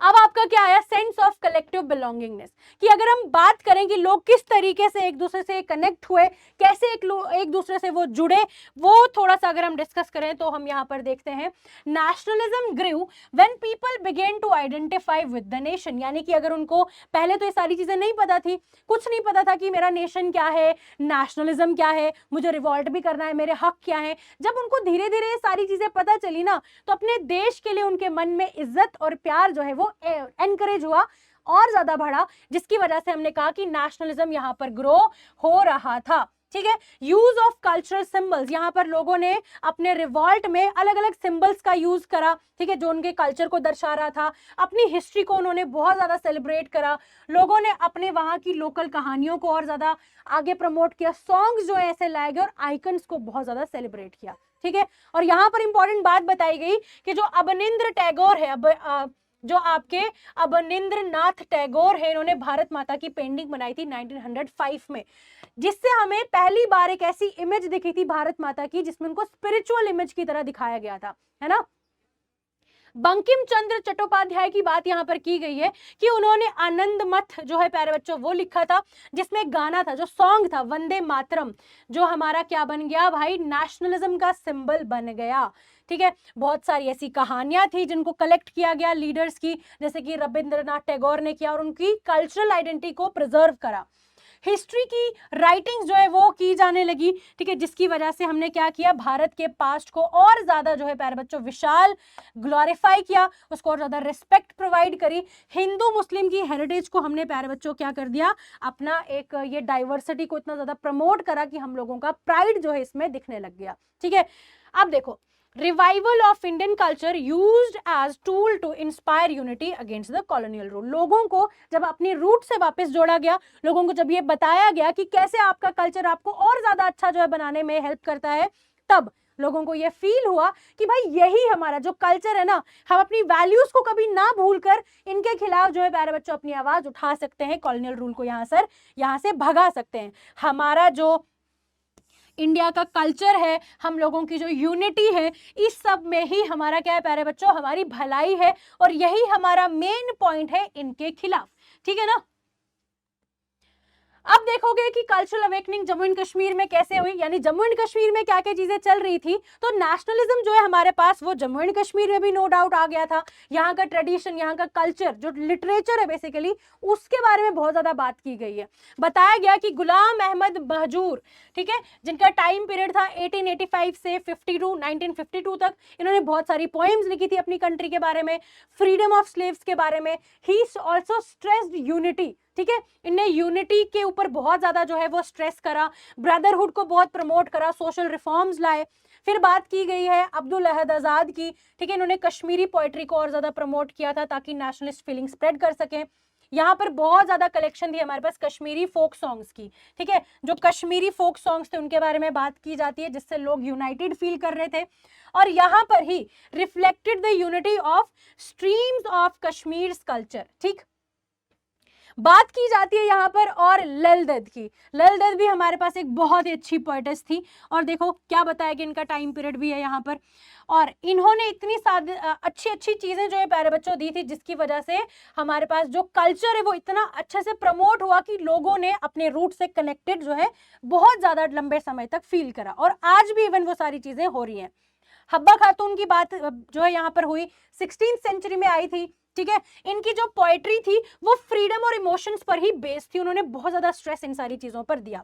अगर हम बात करें folk songs and Dogri literature की, जैसे कि हमारे पास बहुत सारे राइटर्स थे जिन्होंने ये सारी चीजें लाई थी, जैसे आपके पास कृष्णा स्माइलपुरी हो गए, नंदलाल शर्मा हो गए, दीनू भाई पंत हो गए, रामनाथ शास्त्री, ठीक है, रामनाथ शास्त्री, इन्होंने बहुत ज्यादा पेट्रियोटिज्म, अपने देश के प्रति प्यार को और यूनिटी को दिखाया था।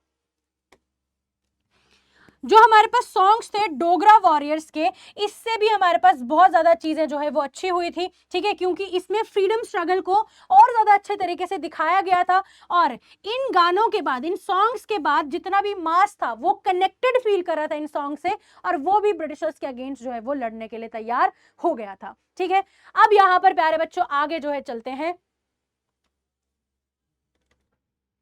नेक्स्ट आपके पास क्या आता है प्यारे बच्चों, क्विट इंडिया मूवमेंट 1942, ठीक है ना। तो क्विट इंडिया मूवमेंट की अगर हम बात करें, इसके बैकग्राउंड की बात करें, तो यहां पर प्यारे बच्चों क्या आया था, क्रिप्स मिशन जो हमारे पास आया था, ठीक है, उसके बाद आपके पास वर्ल्ड वॉर 1 की जितनी भी हार्डशिप्स थी, उसके बाद जो भी चीजें चली थी, तो हमने क्या देखा कि 8 अगस्त 1942 को बॉम्बे में कांग्रेस ने क्विट इंडिया रेजोल्यूशन पास करा। क्या किया, क्विट इंडिया रेजोल्यूशन लाया। गांधी जी की कॉल थी डू और डाई, क्या बोला कि भाई या तो करो या तो मरो, ठीक है, करो या मरो का नारा इन्होंने लगाया था। और यहाँ पर नेचर क्या था इसका मूवमेंट का, कि it became a very big movement, mass movement यहाँ पर ये बन गया। स्टूडेंट्स, वर्कर, पीजेंट्स, वुमेन, हर किसी एज ग्रुप ने इसको ज्वाइन करा। लीडर्स थे जयप्रकाश नारायण, अरुणा आसफ अली, राम मनोहर लोहिया, ठीक है, इस तरीके से लोग थे। इन्होंने प्रोटेस्ट किया, स्ट्राइक्स की, ठीक है, बहुत ज्यादा इन्होंने मतलब की चीजें यहाँ पर की। फिर फॉर्मेशन ऑफ पैरेलल गवर्नमेंट्स, इन्होंने यहाँ पर अलग अलग गवर्नमेंट जो है वो बनाई। फिर यहाँ पर देखो रिप्रेशन, इनको भी जो है दबाने की कोशिश की गई थी ब्रिटिशर्स के द्वारा। लीडर्स को जेल में डाल दिया, बहुत ज्यादा इनकी आवाज जो है दबाने की कोशिश करी। सिग्निफिकेंस क्या है कि यहाँ पर इनको क्रश करने की कोशिश तो की थी, मगर इससे हमें ये चीज पता चली, इट शोड कि India's final resolve for independence, है ना, फाइनल रिवॉल्ट जो हमारे पास इंडिया की तरफ से फाइनल पुश जो हमें दिखा, वो यही क्विट इंडिया मूवमेंट जो है वो था। एंड इसकी वजह से ही हमारे पास एक अच्छा ग्राउंड जो है वो बन गया था कि 1947 तक हमारे पास भारत आजाद हो गया था। ये था क्विट इंडिया मूवमेंट भारत के लिए। और अगर हम बात करें शेख अब्दुल्ला एंड क्विट कश्मीर की बात 1945 में, थोड़ा सा वो भी डिस्कस करते हैं। शेख अब्दुल्ला ने स्लोगन निकाला क्विट कश्मीर, जिन्होंने टारगेट करा Dogra rule in Jammu and Kashmir. ठीक है, मतलब जो डोगरा रूल था हमारे पास जम्मू एंड कश्मीर में, वो उनके लिए कह रहे थे क्विट कश्मीर। ठीक है, अब देखो, he try to equate quit Kashmir with quit India movement. उन्होंने क्विट इंडिया मूवमेंट और क्विट कश्मीर को पैरेलल लाने की कोशिश करी थी। demanded repudiation of Maharaja's autocratic rule and right to absolute freedom for people। वो बेसिकली महाराजा के रूल के अगेंस्ट में चल रहे थे। इन्होंने बोला कि ये जो महाराजा हरि सिंह जी है, इनका रूल तो नहीं होना चाहिए, यहाँ पर पीपल्स रूल यानी कि डेमोक्रेसी होनी चाहिए। पीपल्स रूल की बात करें कि हम लोग अपने ऊपर खुद राज करें, हमारे ऊपर डोगरा महाराजा जो है वो रूल ना करें। ठीक है, और पहली जो फर्स्ट राउंड टेबल कॉन्फ्रेंस हुई थी प्यारे बच्चा 1930 में, इसमें Sheikh Abdullah had already asserted his Indian identity and opposed autocracy. इन्होंने इस टाइम पर भी ऑटोक्रेसी यानी कि जो प्रिंस का रूल था, जो प्रिंसली स्टेट थी जम्मू एंड कश्मीर, उसमें जो राजा थे उनके खिलाफ इन्होंने बात की थी। इन्होंने उनके अगेंस्ट में स्टैंड लिया था, बोला था कि प्रिंस का रूल हमें नहीं चाहिए, यानी कि राजा मोनार्क ये सारी चीजें नहीं चाहिए। ठीक है, 1945 तक आते ही openly declared he was Indian first then Kashmiri. मतलब 1940 की अगर हम 45 की बात करें तो यहाँ पर एक बहुत अच्छा स्टेटमेंट इन्होंने दिया था, जिसमें इन्होंने क्या बताया था कि मैं कश्मीरी बाद में हूं मगर पहले मैं क्या हूं, भारतीय हूं, मैं एक इंडियन हूं, जिससे इन्होंने अपनी लॉयल्टी अपने नेशन के लिए प्यारे बच्चों दिखाई थी। ठीक है ना। अगर हम बात करें कंक्लूजन की, नेशनलिज्म इन इंडिया की बात करें प्यारे बच्चों, तो जितना भी नेशनल मूवमेंट हमारे पास हुआ, यहाँ पर हमारे पास स्ट्रेंथ जो है कहां से आई, पीजेंट से, tribal, worker, women, students, leader. मगर जो स्ट्रगल्स थे they often had different goals. हर किसी के मन में जो स्ट्रगल था उसका एक अलग ही प्यारे बच्चों क्या था, उनके मन में चीजें चल रही थी कि वो उसे चाहते क्या, डिफरेंट गोल्स थे हर किसी के, जैसे मैंने आपको ऑलरेडी बताया था। ठीक है, चाहे जितने लिमिटेशंस हुए, चाहे कितनी बार हमारे पास डिविजन्स हुए, हमने क्या देखा प्यारे बच्चों, द मूवमेंट्स और non corporation, civil disobedience, quit India movement, इन्होंने फिर भी इंडियंस को यूनाइट कर दिया ब्रिटिशर्स के अगेंस्ट में, कॉलोनियल रूल्स के अगेंस्ट में। ठीक है, एंड कॉलोनियलिज्म ने क्रिएट किया a collective sense of belonging. In 1940s के बाद फाइनली हमने क्या देखा कि ब्रिटिशर्स को अब यह समझ में आ गया था कि अब हम भारत में अपना रूल कंटिन्यू नहीं कर सकते। तो प्यारे बच्चों, इस नोट पे आपका चैप्टर खत्म होता है। और यहां पर समरी के लिए मैं एक टाइमलाइन आपके लिए लेकर आई, जरूर से इसका स्क्रीनशॉट आप ले लीजिएगा, आपके लिए बहुत ज्यादा रिकैप करने के लिए इंपॉर्टेंट होगा। आपका टाइमलाइन शुरू होगा कि जहां से गांधी जी आए थे 1915 से लेकर, ठीक है, महात्मा गांधी के अराइवल से लेकर आपका 1942 क्विट इंडिया मूवमेंट, डू और डाई कॉल जो थी, यहां तक का आपका क्विक रैपिड रिकैप प्यारे बच्चों आपने करना है। और इस रिकैप के बाद आपके लिए है एक सवाल। आप सभी बच्चों के लिए मेरा एक सवाल है, एक चैलेंज है जिसका नाम है हिस्ट्री मेमोरी चैलेंज। ठीक है, और एक ये छोटी सी गेम है। तो गेम क्या कहती है भाई, मेरा अब ये सवाल है, जैसे मैंने आपको पूरा चैप्टर समझा दिया, क्रिस्टल क्लियर हो चुकी है पिक्चर। अब आपसे मेरा सवाल है कि मैंने आपको 3 इंपॉर्टेंट मूवमेंट्स के नाम दिए हैं। नाम क्या है, सबसे पहला सिविल डिसोबीडियंस मूवमेंट, फिर है आपके पास क्विट इंडिया मूवमेंट, एंड है फिर आपके पास नॉन कॉर्पोरेशन मूवमेंट। आपका टास्क क्या है, आप इनको अरेंज करो करेक्ट हिस्टोरिकल ऑर्डर में। ये बताओ कि भाई पहले क्या हुआ था, बाद में क्या हुआ था, कहां पर बताओगे, कमेंट्स में। देखते हैं कि सबसे पहले कौन आंसर करता है और कौन जो है भाई एकदम अभी फास्टली जो है यहाँ पर आंसर जो है अपने ड्रॉप करते हैं। आपके आंसर्स में जरूर से चेक करूंगी। तो प्यारे बच्चों, this was all for today's class. Hope you guys enjoyed the session. आपके टेलीग्राम ग्रुप, व्हाट्सएप चैनल, इन सभी चीजों को आप लोगों ने ज्वाइन करना है। आप यहाँ से स्कैन कर सकते हैं और जल्दी से ज्वाइन हो सकते हैं हमारी कम्युनिटीज के साथ। And finally the chapter ends here. I hope आप सभी को बहुत अच्छे से समझ में आया होगा। क्विक रिकैप टाइमलाइन से जरूर कीजिएगा प्यारे बच्चों। अपना ध्यान रखिए, मिलते हैं आपके अगले चैप्टर में। तब तक के लिए bye bye, take care, bye bye प्यारे बच्चों।